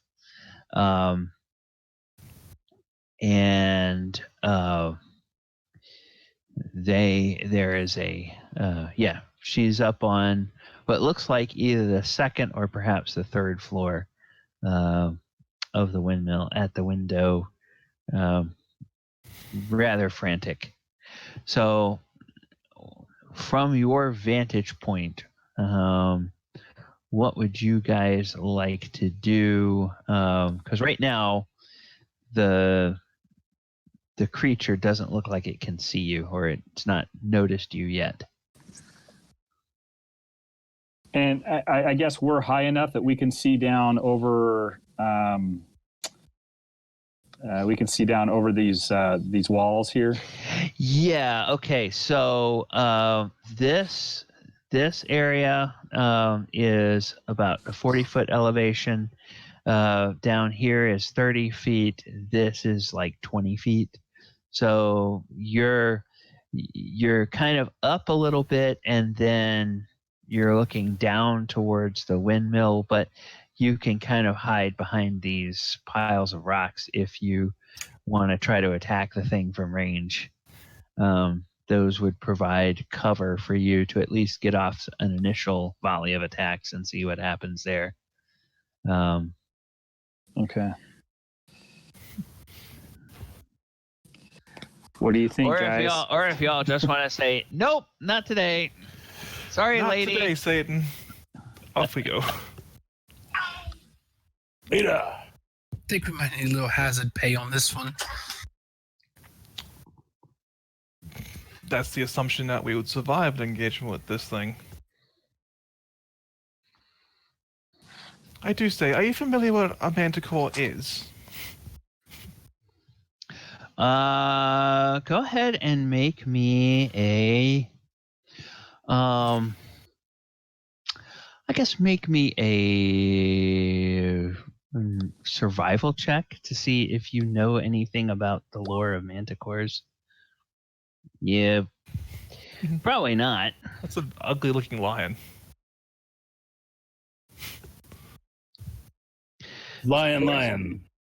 Dorzaphir, yeah, you know they're magical creatures with that.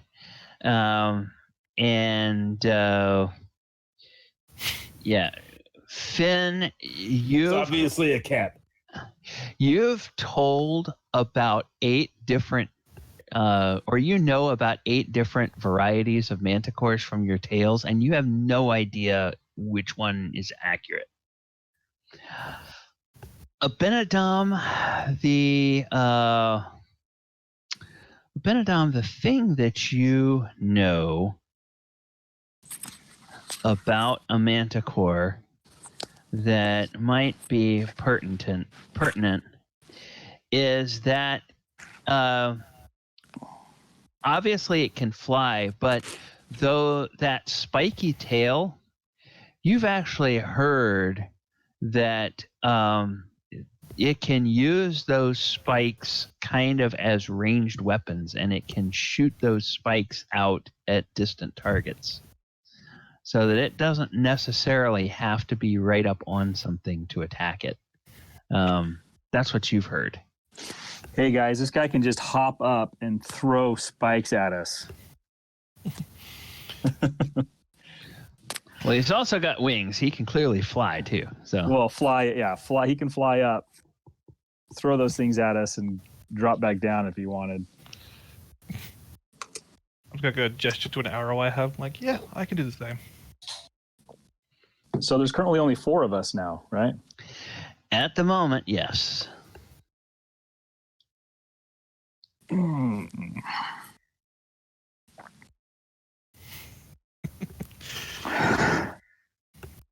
This would Actually, be characters. This is gonna suck. All right. Shall we get closer? we might be able to sneak closer. All right. Okay, if you guys each wanted, let's just say for giggles and grins, if each of you wanted to try to use one of these rock piles as cover, and if you were kind of trying to move up to one of them, I would say that by trying to keep one of those rock piles between yourself and the mill, you would gain advantage on a stealth check to get into position if you could get close enough from any of them to do a range attack that you might have. Now, for any of you that need to get right up on it, yeah, you would have to make the stealth check without the advantage. Oof, okay, well, I'm going to get to about here.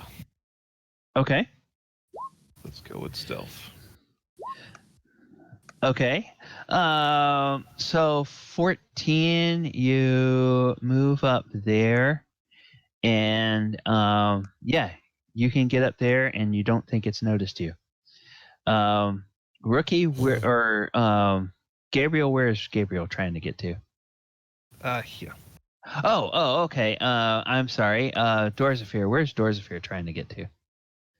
About right here. I'm sorry, I didn't see. Can you ping that? Okay, yeah. Go ahead.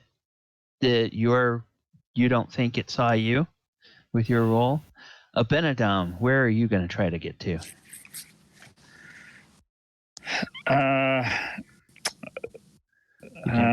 I'm going to probably. I'm trying to see what I can do. 105 feet. Yeah, I guess for now I'm just gonna go. I'll go to this one right here, this middle one. Okay, your stealth check. You do get advantage, so you can roll that stealth check again and see if it's better than a 16. And you take the better of the two. Okay, yeah, you take the 16. The 16, you think you're fine. You don't think it saw you. It's so focused on that mill. And then Finn, are you going to try to move up, or you want to hang out there? Yeah, I'm about here. I'm just actually technically more like that. Okay. So you're not going to try to move up. You're just going to... Yeah, okay. Not this round. Okay, so how many people are in a position where you think you might want to attack from here? Because right now you do have, you do believe it hasn't noticed you, so you do think you would have stealth or you would have advantage, which basically means you get a sneak attack round. But before anybody attacks, I would like to get the initiative rolls just so we know. And let me double check that, yes, I did clear the turn order. So the way this works, you can click on your token and then click the initiative, and it will automatically put you into. And if you didn't do that, then I can put you in the initiative, so don't worry about it. So we'll add a turn for you. And that's a 7. And Dorzaphir, what was your dex score again? Is it 16, 17? I think it's 16. Okay. All right. Whoops. All right. Yeah, my dexterity is 16. Okay. Gabriel, what's your dex score? 17. Okay. Finn, what's your dex score? Open. There we go. 14. Okay. 10.14. And then Abinadom, what's your dex score? 17. Okay. All right. Oh, okay. Both of you have 17 dex. All right. Then I will let you guys, when it's your turns, I will let you all decide. I'm not going to put the Manticore on yet because it will not get a turn this round. So Abinadom, unless you would like Gabriel to go first, it looks like it decided to put you at the top of the order. So what would you like to do? Oh, geez. Okay.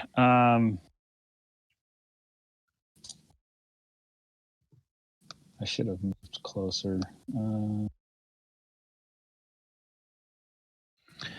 Well, I guess you can move and then use a spell that takes an action.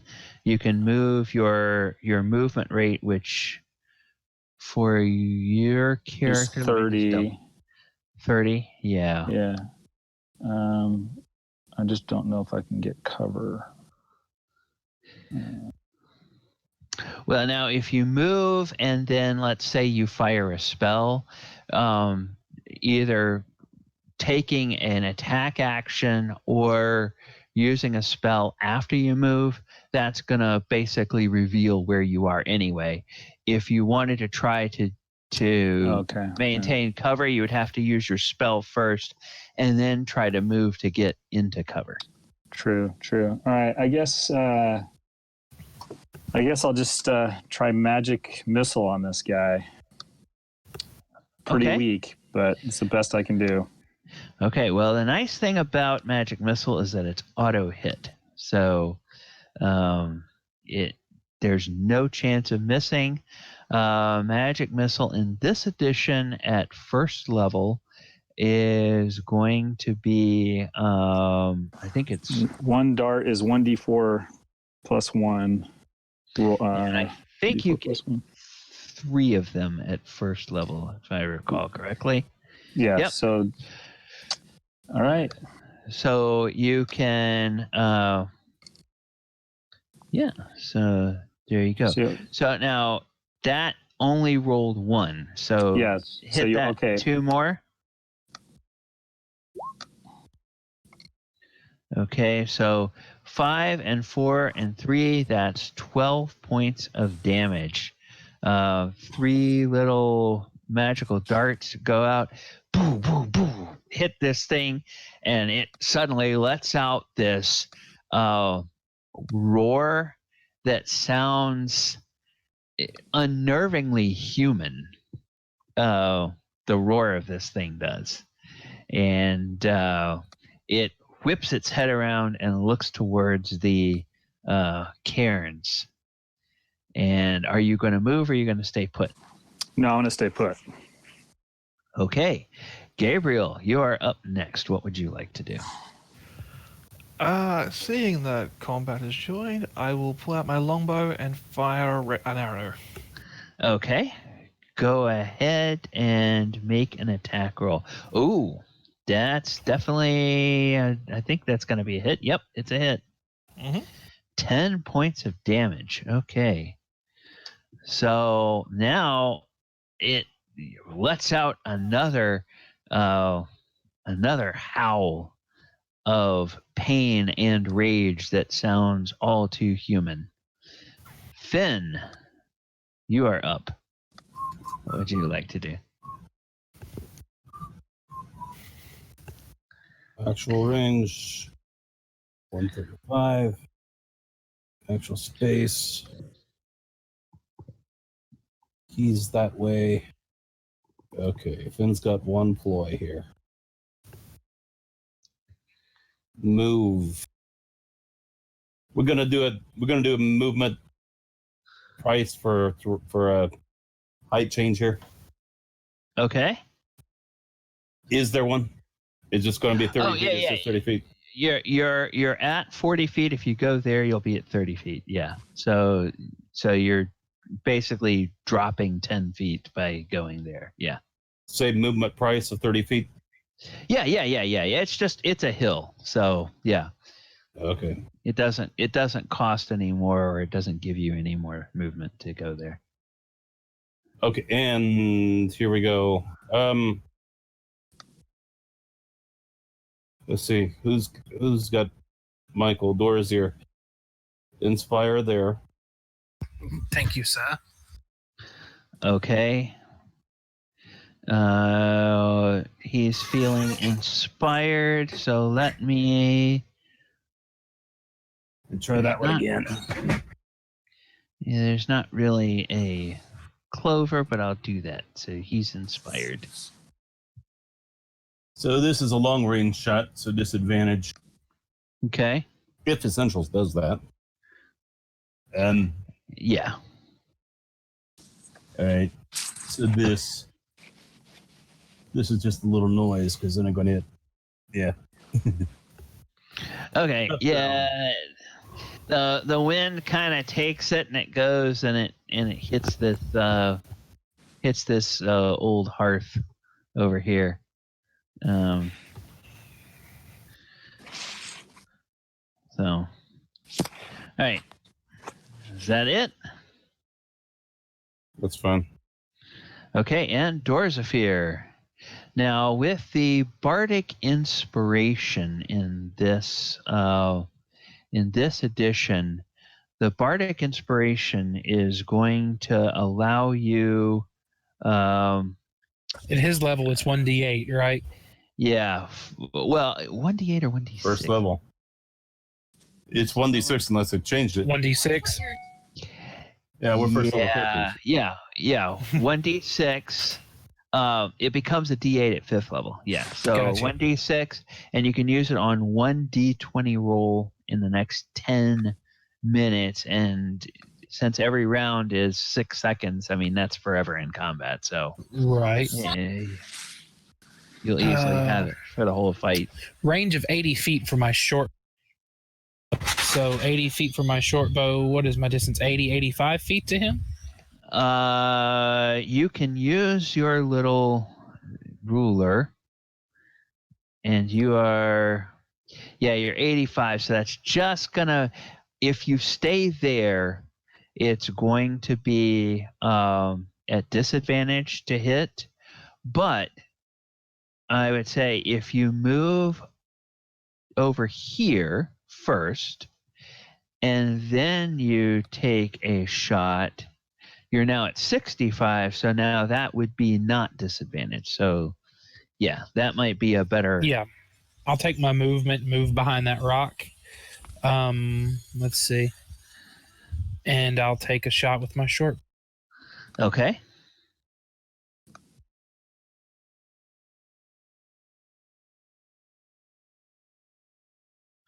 Oh!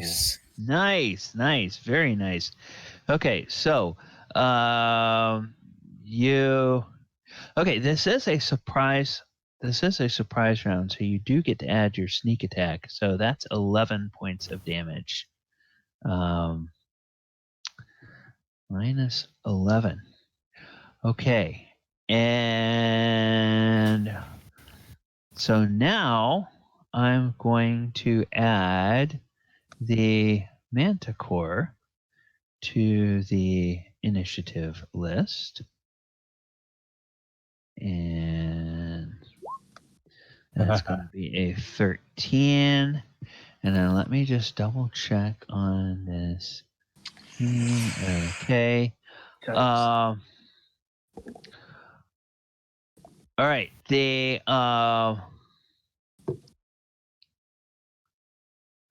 Okay. The Manticore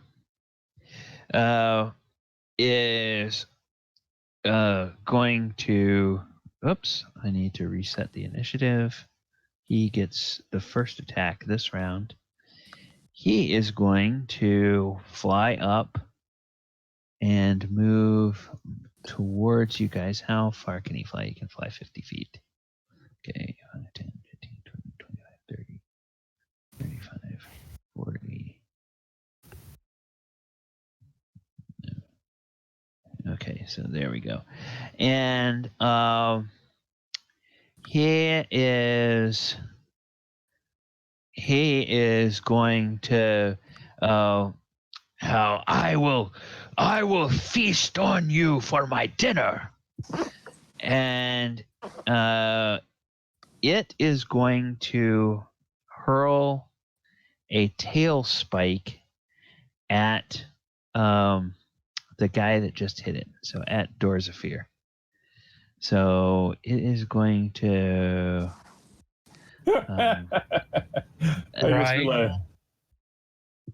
I need to make a grammar Nazi bard at one point.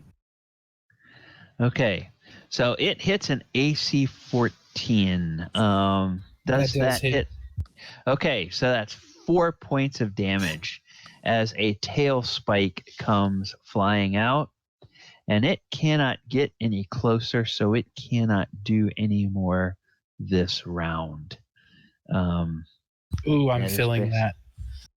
That's basically all it can do. So, so -4. Now, Dorzaphir has 8 hit points. He's at 4, which I just like to use. It's from an older edition, but I like to use the concept of bloodied, which basically tells you that an ally or an enemy is at half their hit points.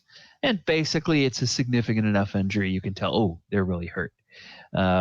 So Dorzaphir is bloodied, and you all would be able to tell that, those of you who can see him. And Gabriel, you are up next. For now, for whatever reason, this round it put Gabriel in front of Abinadom. So. Oh, weird. Now, I'm hoping this is a slightly nerfed thing because we're going to die. I'm going to fire a longbow at it. Okay. From my position of somewhat combat. Cover. There's a 14 hit. An AC 14. That is that okay. Yes, that is exactly what you need to hit. Okay. I'm just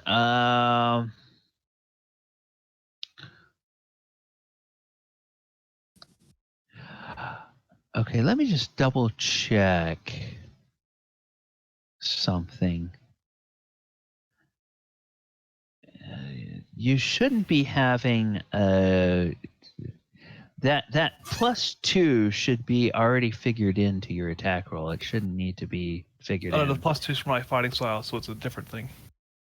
Oh, okay. All right. Never mind. Yes, I got the entry. Yeah, -11. Okay. And with that shot, now you can tell that the Manticore is bloodied. So it is now down below half its hit points. Abinadom, you are up next. Okay, so I am going to use my Ray of Frost cantrip and shoot out a blue-white streak towards this guy. I think I have just enough. It's got a 60-foot range, and I have just I'm just at 60 feet. Yep, 60 feet. So I should be good.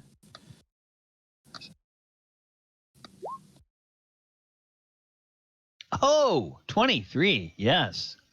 Now there's something else about your Ray of Frost. He drops 10 feet, I think, of distance he can move, right?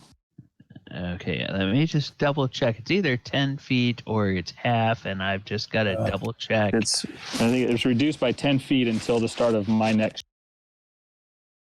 Okay, which means that for its turn, its movement is reduced. Let me just double check.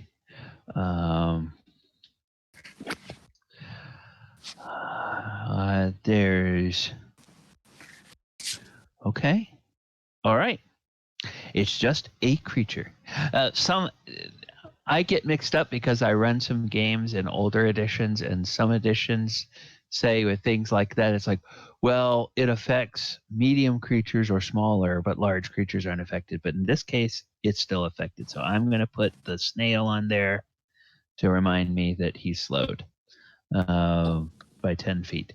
Okay, Finn, you are up. This thing is clearly hurt. Checking one thing. Okay.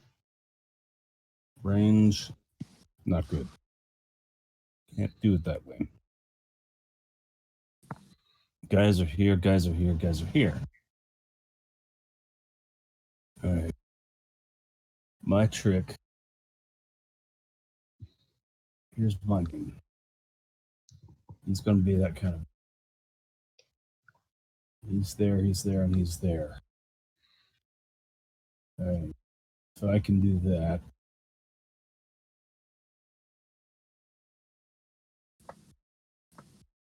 Nope. I didn't want it to be this close. There we go. So what's your range of what? Oh, you're The trying range to get is in range. 80, but there's I'm trying to employ a separation tactic because there's only one target. So the idea of getting further between the characters is part of the gimmick, but also I'm trying to get into a place where I can get off the map. Okay. And it's not all working together the way I want it. Okay. Bang. I should not be at disadvantage. You know. No, you're not at disadvantage, but a 10 is not going to hit the armor I'm class. not disadvantaged, I just bite. 1, 2, 3. Okay, that was a move. Gabe. Inspire, Gabe. Oh, okay. Yeah. So, Gabriel, you now have this inspiration. I'm going to find that same little symbol. I assume it's the number of the charisma modifier in this version. No, it's actually a die number. So you No, the number of inspirations that can be used. Oh, the number of bardic inspiration. Let me just double check. I'm guessing it's going to be 3 also. Yeah. Okay. Bonus action. Okay. Use this feature a number equal to your charisma modifier. Okay, so yes. Yeah. So yeah. All right. That was a move. That was an attack. That was a bonus action. I think that's it, unless there's anything else. No, not from me. Okay, Dorzaphir. All right, that Manticore is over there. What would you like to do? I'm not to the level to bonus action hide, but I would love to hide. I'm feeling right messed up, gents. But hold on. Let me look at something. So he is 25 feet away from me. This is half my movement here. If I move here, so from here to there, still within 40 feet, can I move here, take my action? Well, do I need to hide on my action? If you want to hide, you would have to use your action to hide since you don't have it as a bonus. And the way that it would, at this level, it's not going to help you, but mechanically, the way it would work if you had that, you would have to attack first, then move and hide because the act of attacking gives away where you're hiding, basically.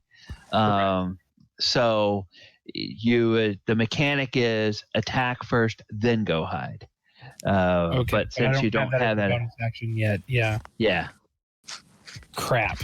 So if you feel like you really need to hide, the thing to do would be run and hide, and have that be your action, and hope you get ignored. Or if you're feeling brave, go ahead and try to attack. And better be alive and hiding than dead and fighting. Okay. So I'm going to move. Yeah, I'm going to move and then hide. Okay, go ahead, move, and then make a. I believe what you're going to make for me is a. Is it a stealth check that you're going to make to try to hide? Yeah, I think make a stealth check to try to hide. 16. That's pretty good. Okay.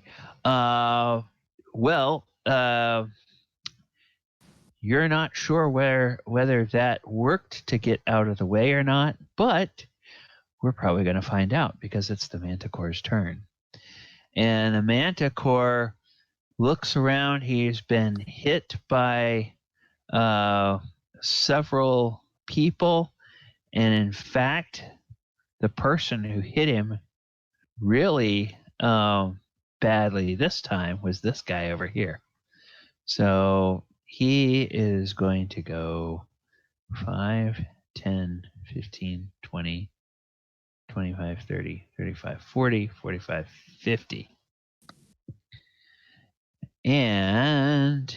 Oh, he's slowed. Can he move 50 feet that quick? Oh, no, he cannot. He cannot. Thank God I remembered. Yeah, I was about to say, Gabe. Oh, thank you. I put 40. I put that symbol there. So the only thing he can do is try a spike attack against you. And you're right behind that rock pile, and he wasn't counting on being slowed. So his angle to you is he's going to have disadvantage on this attack, I'm going to say. Mm-hmm. So, because he's kind of too close. So he's going to take the lower of these two rolls, which is a 9.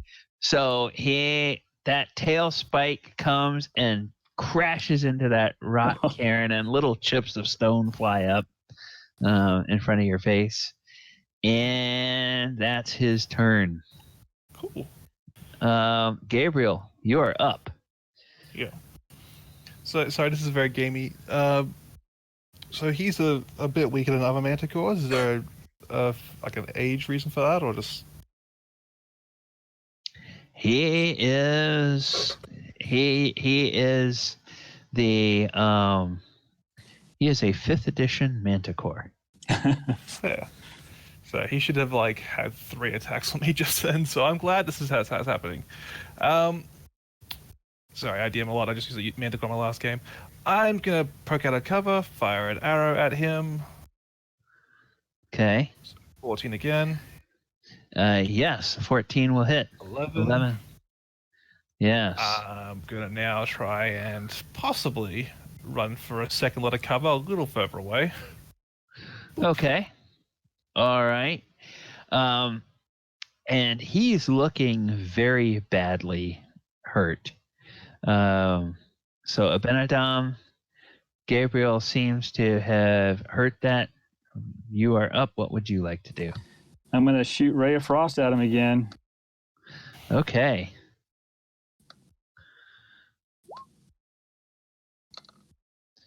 Oh, Ray of Frost goes just wide. Oh, and because it's until your next turn, the end of your next turn, he is no longer slowed. And I'm going to use the remainder of my turn to book it back behind here. Okay. And Finn. Dang it. You are up. That wasn't what I wanted for Christmas.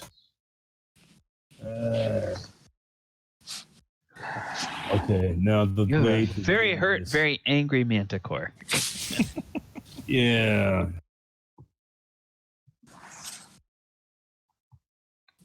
Now I've got a... Can't do it anyway. So the question is, do I lure him in? Yes, I do. I'm going that.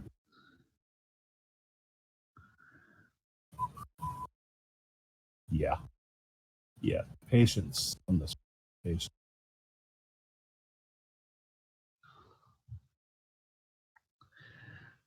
Yeah.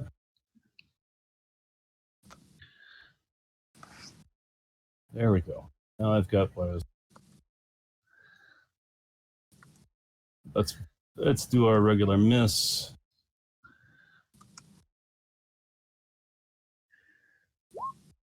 Oh, hey, that's a shot. That's a hit. Hey, 7 points of damage.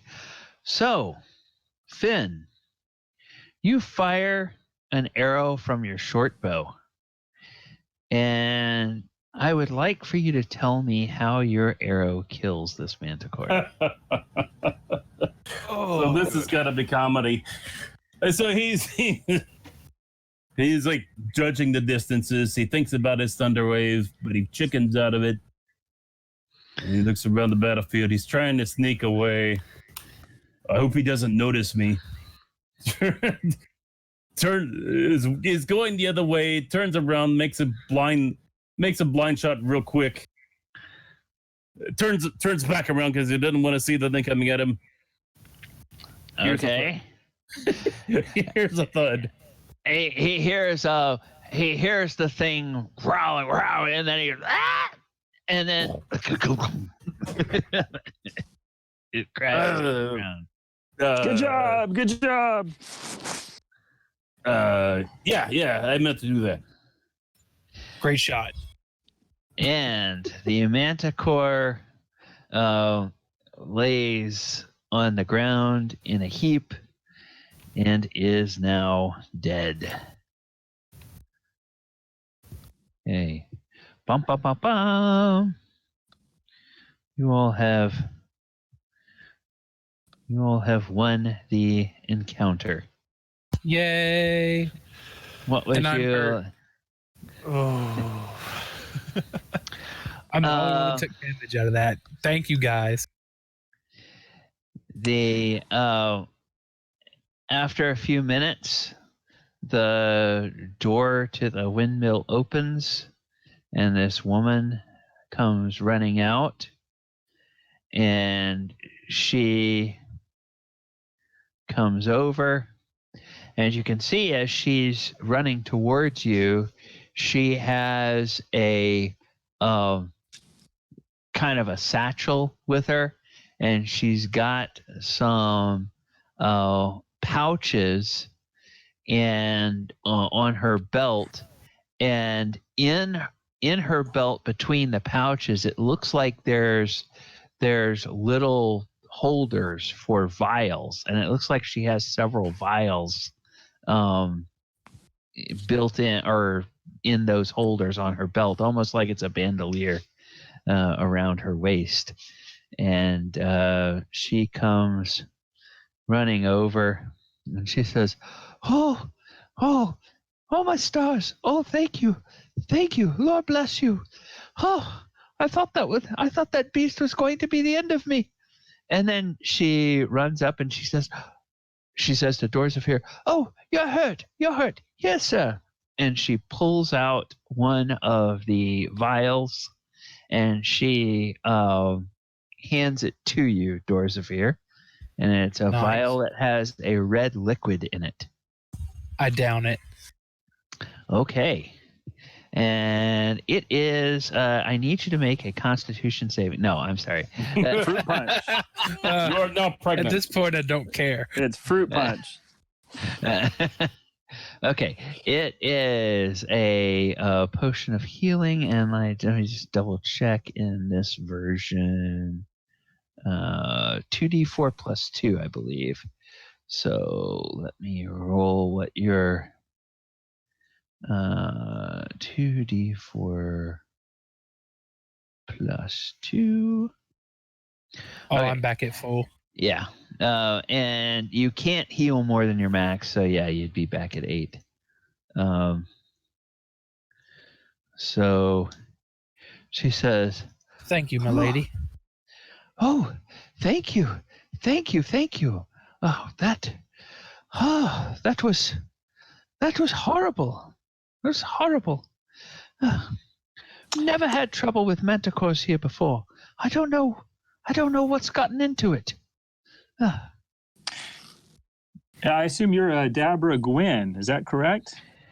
Oh, yes. A Dabra Gwyn, midwife, and apothecary. And you guys can see pinned to her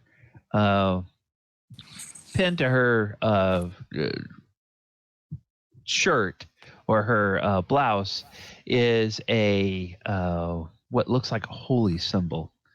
And go ahead and make me a religion check to see if anybody knows what that holy symbol is.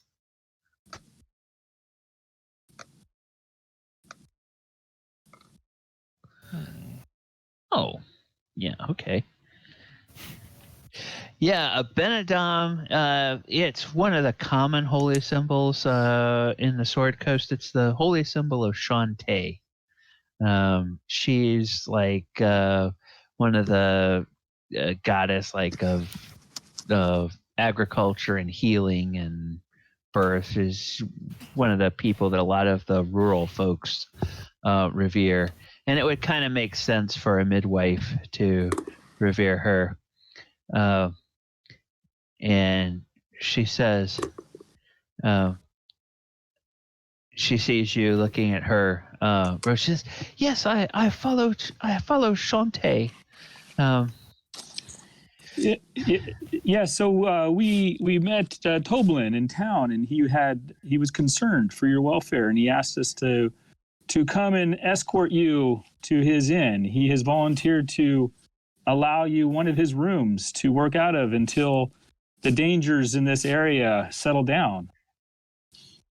Would you please come and follow us back to town so that we can keep you safe from beasts such as this and many others? Oh, well, but I couldn't possibly leave. All my herbs are here. All of my herbs that I use to mix my potions and create, I just couldn't possibly bring all of that to Phandalin. There are 4 of us, young strapping men. We can help carry some of this stuff back to town for you. Lady, I got one word for you. Dragon. Oh, the dragon? The dragon. Yes, is that... Oh, that would be just like sweet Toblin to be concerned about the dragon. The dragon's not going to bother me out here. And I'm perfectly fine. My lady, he's offered you free room and board at the inn to help birth all the new babies being born. In fact, oh dear. Well, I really cannot leave my work. I tell you what, I will send a note with you back to Harbin, confirming that I am okay and confirming that you saved me from this attack by this wretched beast. I've been here 10 years. There's not been any trouble. I'm sure that there won't be any trouble for another 10 at least. But look, just to put everyone at ease, could you please come back to the town with us and just stay at the inn in the nice, lovely town and be a part of the village? Okay, roll me a persuasion check. And if anybody wants to help, I'll let you have advantage on that. Yeah, I'll assist. Okay, all right. That was better. Okay. Well, she clearly looks like she is a bit like she frets about leaving, but she says, "Well, very well. If you'll give me a few minutes, I'll just go collect some of the things that I need, put them in my pack, and I'll go at least for a couple of days. I'm sure in 2 or 3 days, I can annoy poor Toblin enough that he will finally not mind if I come back to my mill. But it was very kind of you. And I have something for you.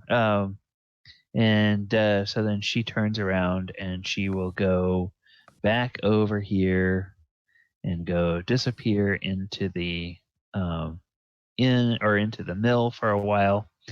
I'm tempted to run over there and just cast a minor illusion in the back there of a loud dragon, but I will.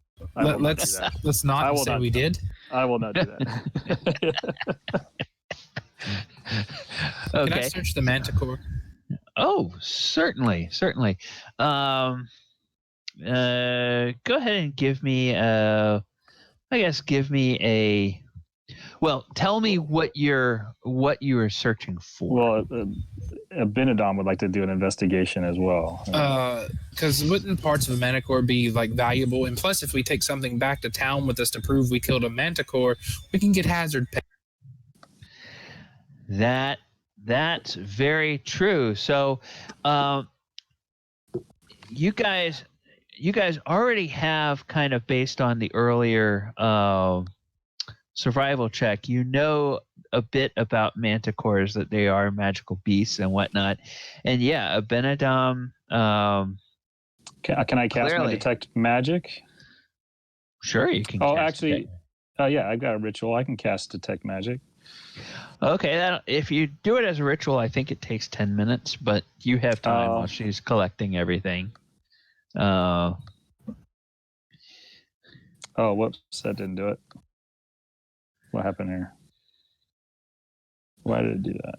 No, it's showing it. That's supposed to. Oh, yeah. Did it?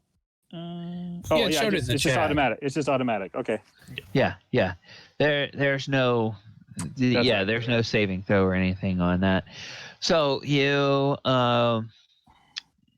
do the ritual. You kind of burn the incense and tell me how Abinadom does a ritual. How does Abinadom do a ritual? I go over and I assess the manticore, and I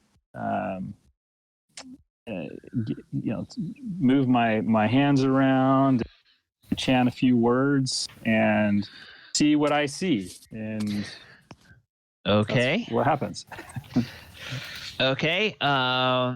You are positive that you did everything correctly, and nothing on this creature glows. It doesn't appear to have any magic at all on it. Now, there's you used to have, you've heard a couple of different things about manticores. Now, one professor that you had at your magic college told you that manticores were magical beasts, but a lot of people said that he was a great jokester. The conventional wisdom from most people is that they are monstrosities, which are usually created as the result of something magical, but they are not inherently magical in and of themselves. So it doesn't appear that there's anything magical. But yes, you know that for more advanced castings, you can use things like the claws or the fur or a bit of the wing of a manticore.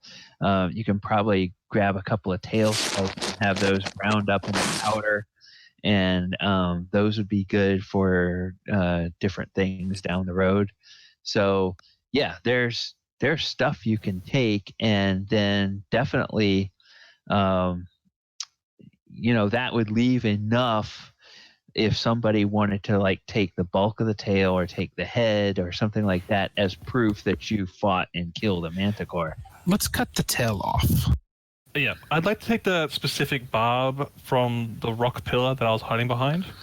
Okay. All right. Mm-hmm. So Gabriel, put one manticore tail spike in your inventory.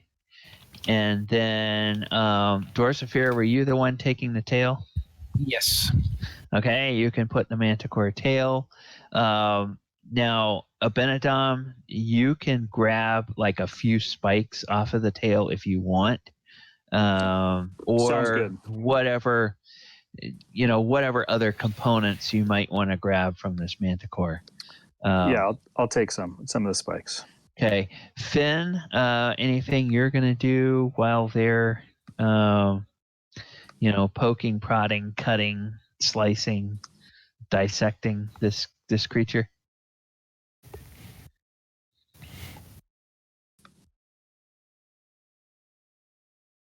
Finn. So looking for it. Don't think I got anything. Don't think I got anything here. Okay. All right. Finn's probably thinking, okay, how can I tell this tale most dramatically back at the end? And we have that tale that'd be a great prop to use. He's probably plotting out. It got feathers on that thing? Yeah, it does have feathers on that thing somewhere. Actually, its wings are kind of leathery. Let me just double check. It's leather feather. Yeah, like bats. Yeah, it's wings more like a dragon. So it's probably scaly wings. It's a little clunky. Yeah. And it does have that big huge mane around its neck, which, that might make like a really impressive collar on like a fur cloak or something. If you cut off that mane and then had it sewed into like the collar of a big coat or vest. The face on this thing, as you all look at it, it's kind of eerie because the face looks eerily human. I mean, it's and then as you open the mouth and look inside the mouth, it's got teeth that are actually in several rows, kind of like a shark's teeth, very sharp and jagged teeth. It looks positively frightful up close, even dead.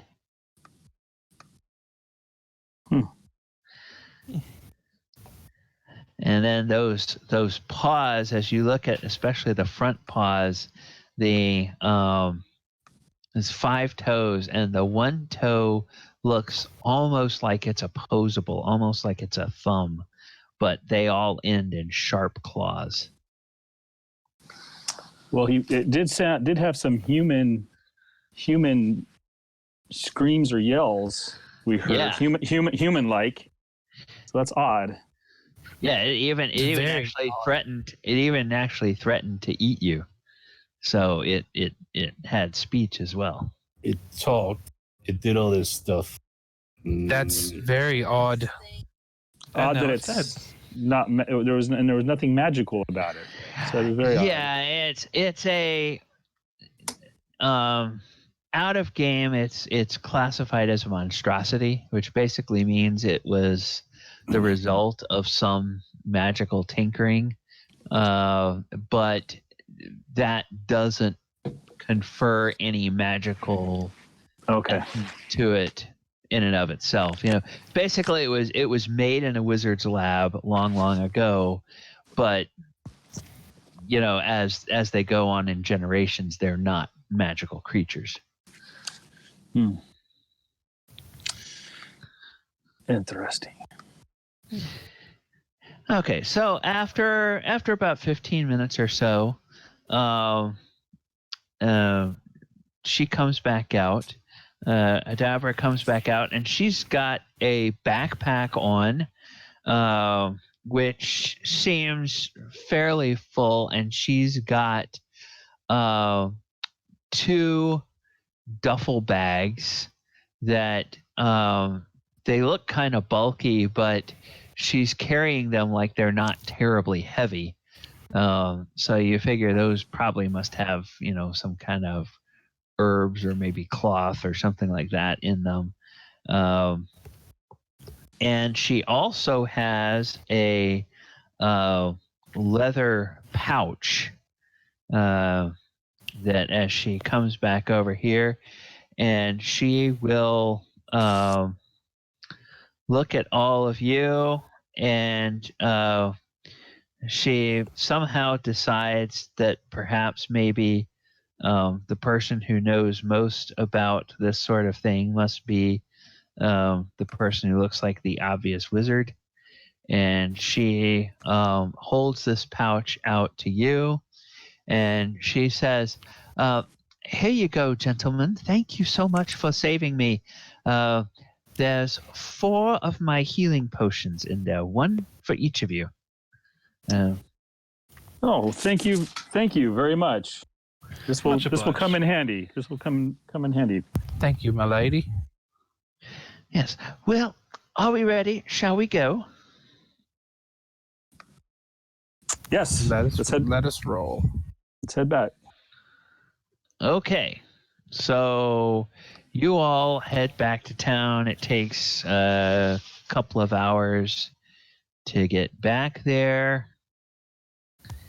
And as you roll into Phandalin and come back over here to the Stonehill Inn, I'm just going to go ahead and... Oops.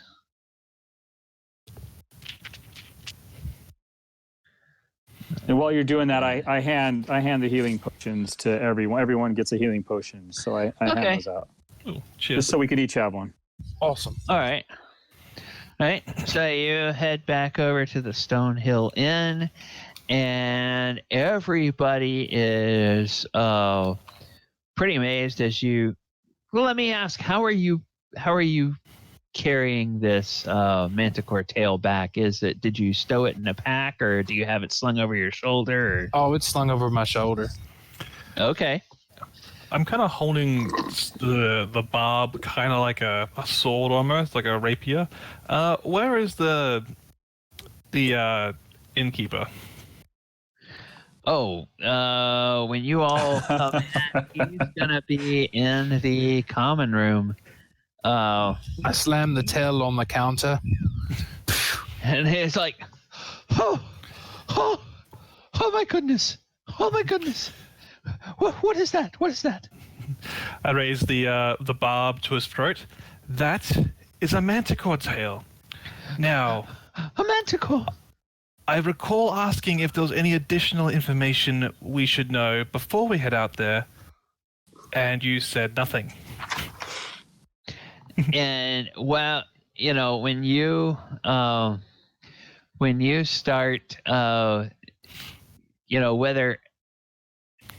whether you're being super serious about this or whether you're not, let's see, Adabra Gwyn will walk in and she will say, "Oh, gentlemen, don't blame Toblin too much. He had no way of knowing that there would be a manticore attacking. Like I said, I've been there 10 years and never had any trouble with monsters. How would he know if there would be such a thing?" Mm-hmm. I'm gonna place the barb down on the counter, pay his double, and then walk back to the group. Oh gosh. Double. Mm-hmm. Oh, okay. Whoa. Don't be greedy. Exactly. Don't be greedy. I am going to find a corner and brew. you. I'm the one that almost died. Well, no. Okay. He can give us a choice. He can have a choice. He can pay us once, but if he does, I want to know something. You know what I want to know.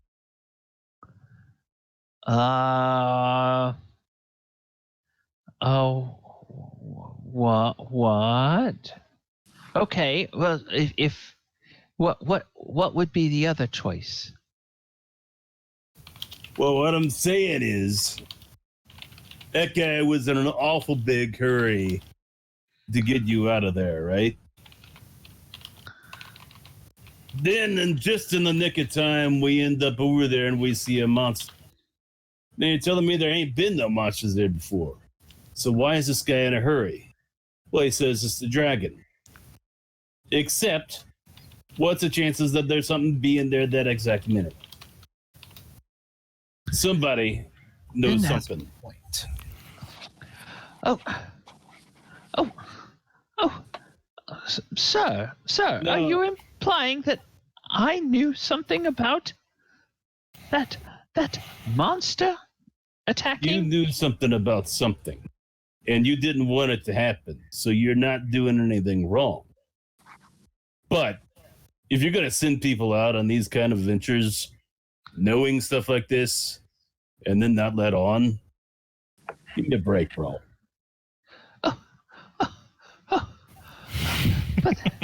But sir, I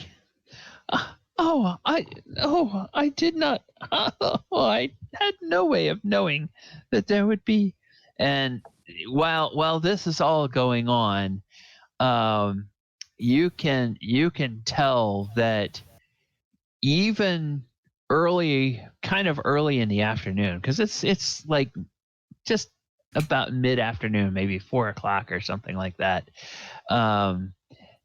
That there is a crowd growing in the inn that is every bit as big, if not larger, than the crowd that was here last night. And there's all this murmuring that you can occasionally hear the word manticore attacking a mill, tail. And there's a lot of people kind of there, and they're sort of looking and trying to look at the bar to see if they can get a look at this tail of this creature. So Finn, you realize that you're probably going to have a big audience tonight. And that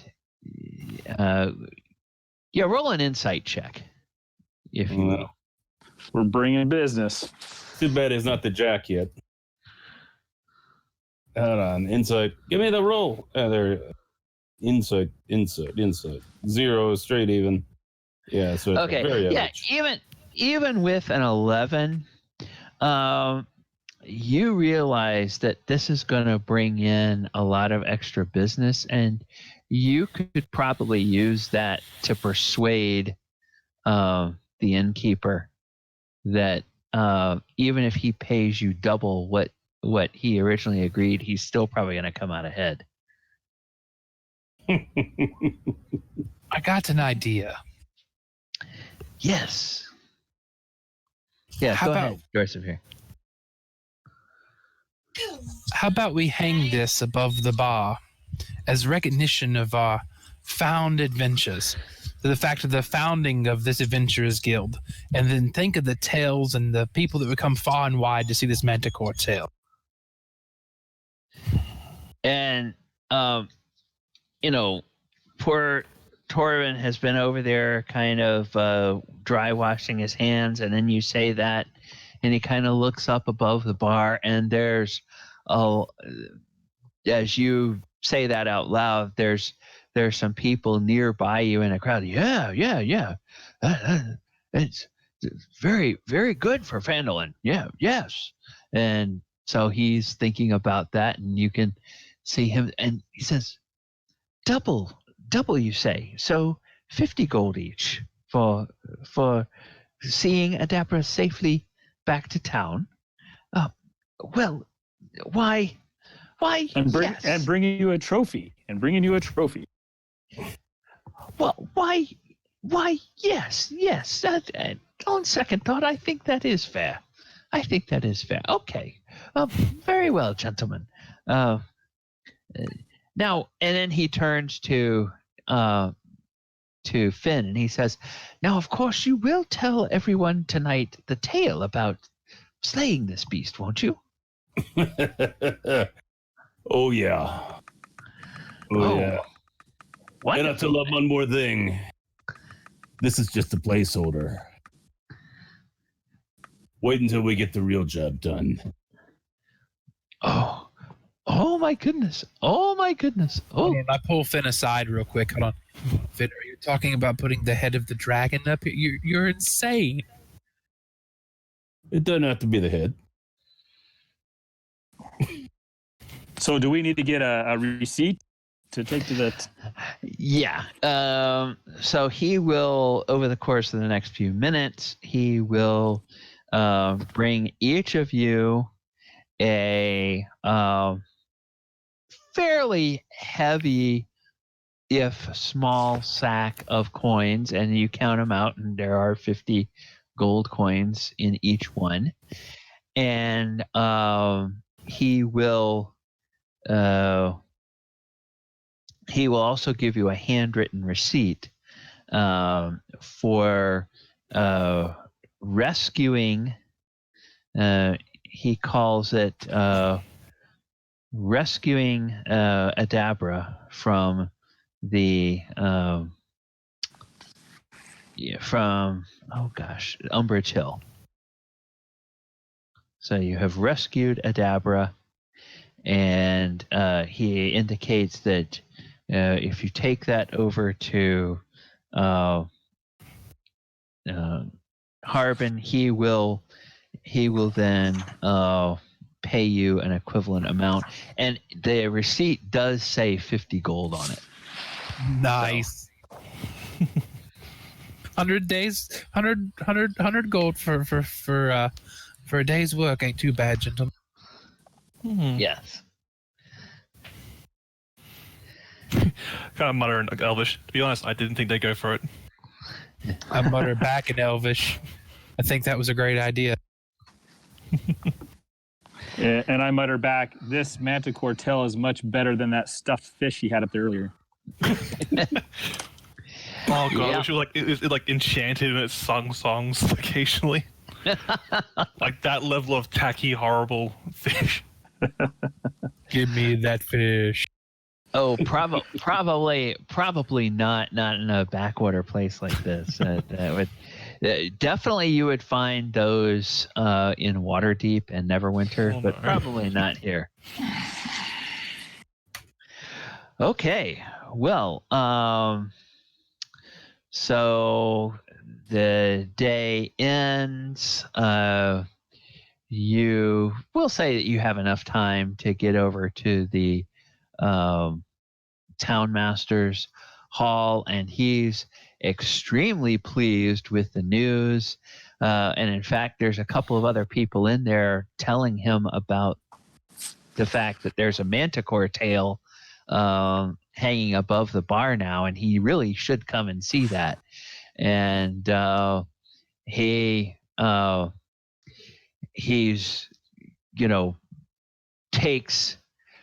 he gives you profusely all sorts of credit for getting this job done. And then some of the townspeople say, oh, well, but Townmaster, you had the wonderful idea to have this Adventurers Guild. And of course, he soaks up all the credit he can for that. But he makes sure to always have people recognize you all as the heroes of the day. But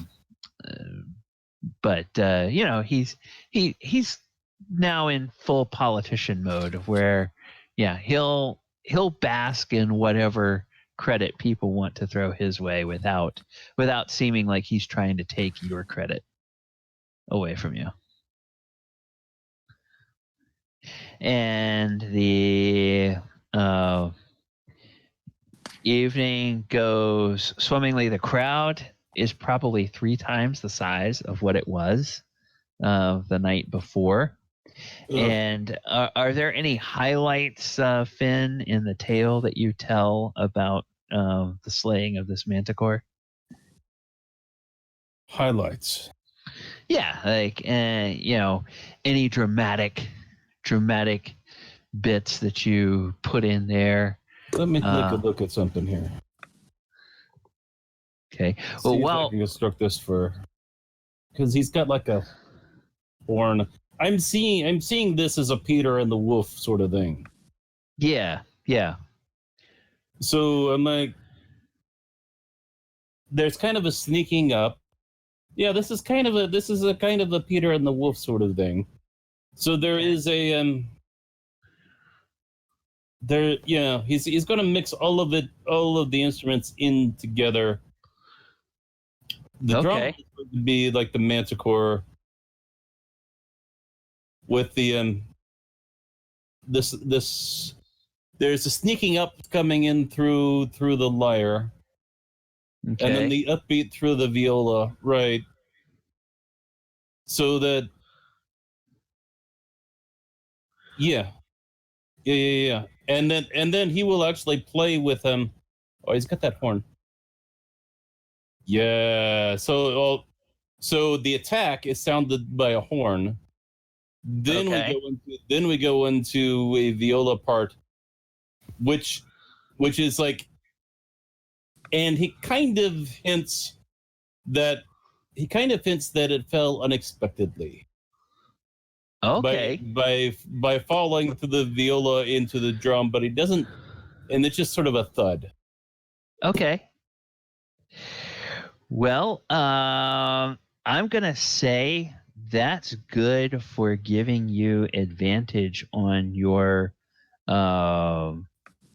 performance roll. So go ahead and do a performance roll and see how this story goes over. Got the deuce, the fandango. That's pretty much what I wrote there. Galileo! Yeah. Oh, 19. All right. Yes, as you tell this tale, there, you can see families have gathered, and when you talk about how fierce this manticore was, the children, they sort of clutch their mother's skirts and hide their faces, and some of the women put their hands over their mouths and gasp when you talk about that. And then when you talk about the attack, some of the men cheer, and you talk about rescuing the Adabra, and some of the women sort of, they kind of clutch their hearts and sigh about the idea of heroes rescuing a woman from certain death. And then when the creature falls, everybody seems to overlook that was unexpected, and the whole room just erupts in cheers. And yes, the hall on this evening is quite good. So we're going to say, so we're going to say that with all the people coming, and they get you to tell that probably 3 times during the night. You tell it for the early crowd, you tell it later in the night, and then you tell it for the late night crowd that are really drunk. And by then, a couple of the people that have heard it a few times, you kind of set them up, and they'll shout out key phrases like "tail spikes" or things like that. When you tell him, he's going to use that. He's going to fish. He's going to exaggerate. He's going to exaggerate the surprise to see if somebody's with some ears and some attention, because the person that pays attention to that is a person that pays attention to what's going on, and it's a good contact. So he's going to exaggerate that little bit there about it being unexpected till somebody catches on. Okay. So stretch it a little bit more each time until finally somebody comes up and asks them, or somebody makes a face or something that lets them know who's smart in this city. I was going to say, how much creative license are you tailing with this? Right. We pulled the woman screaming from a crumbling building as the beast swiped at us, not from what actually happened. Right. We shot it full of arrows on a hill. I get shot in the chest, but it's okay. There's a hit. I think the hit makes it. I think this one glosses over details a lot. We shot from behind rocks. Yeah, it's like the rocks isn't really a thing. We engaged in honorable melee. Yeah, it's just kind of the feelings. It's not the details are getting scathed over, except that one thing he wants to put in there. To The see killing love blow it. is with your harp you're holding in your hands. With this harp, you just raise it above the crowd. Everyone goes nuts. DM, since this is a heavier crowd, can I see if there's anybody shady in the crowd, like to maybe like another thief? Yeah, sure you can. Go ahead and make a check. All right, this here is for I'm gonna say for Finn in the Discord. There will be a gentleman by the name of Gorstag Evenwood or Evanwood who will kind of after your second telling, he's kind of sitting there kind of thoughtful at the bar when you come up, and he'll ask you a couple of questions about certain details of your story, and you realize those are details that you intentionally changed and varied a little bit from the first telling to the second telling. So this guy is clearly sort of paying attention to what's going on. And then let me go back and look at the... Yeah, there is a woman in her 30s, Dorzaphir. There's a woman in her 30s that she looks kind of like a rugged, lean woman. Like she probably she might have been an adventurer in her younger days, or maybe have been a caravan guard or something like that. And you hear people talking to her, and you hear somebody call her Halia. Okie dokie. Yeah. Well, And that So name why is this woman conspicuous? Dorzaphir was just looking for someone that looks like she might, or that he or she might be a little bit on the shady side. Oh, the shadiness. Okay. Yeah. And she just sort of stands out a little bit. That is someone who just has that vibe. Got you. Yeah. Nothing conspicuous that she does, but sort of your trained eyes looking for it. It's like, oh, if there's something shady going on, she would know about it. Typical. Yeah. All right. So that is that. Okay. And I haven't rolled yet.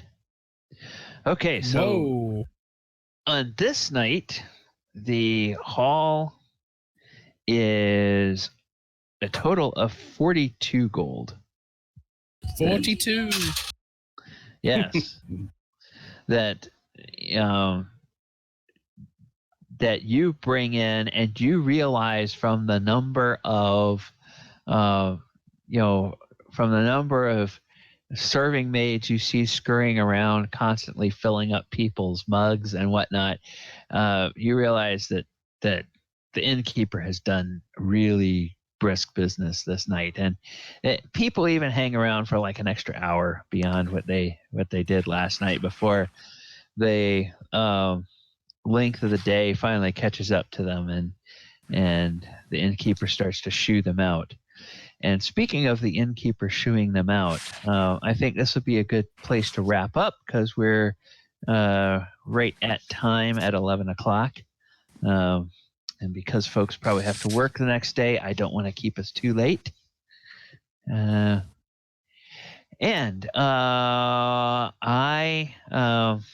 actually have had Low 505 in the chat room, so thank you, Low, for hanging out with us tonight. Hope you are enjoying our story.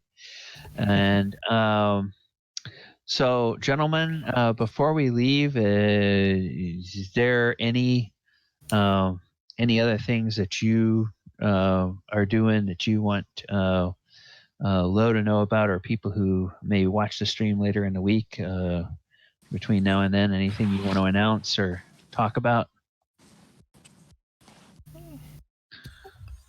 Not bad for 4 guys. Right. Right. But it is 100 gold, right? You said for the job and for getting the receipt back. Okay. 100 gold each. I just added that to me.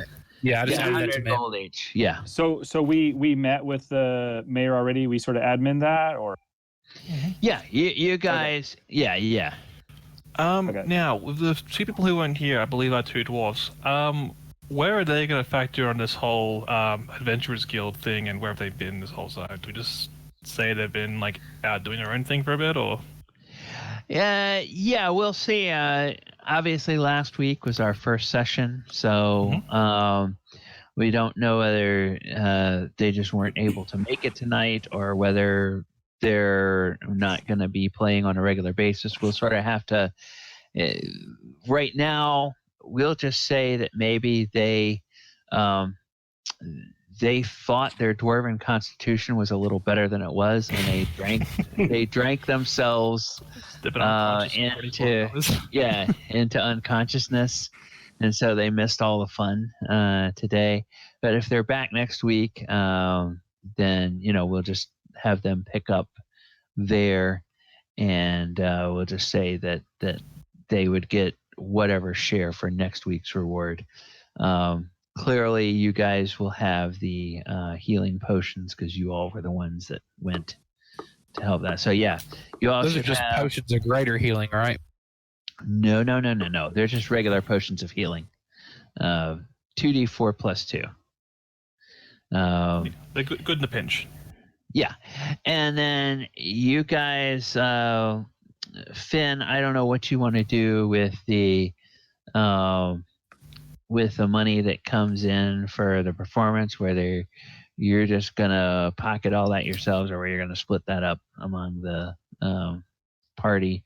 I guess that's kind of for you and the rest of the players to figure out. I'll let you all decide how that's gonna work out, and I will only jump in if there's any kind of big disagreement on it.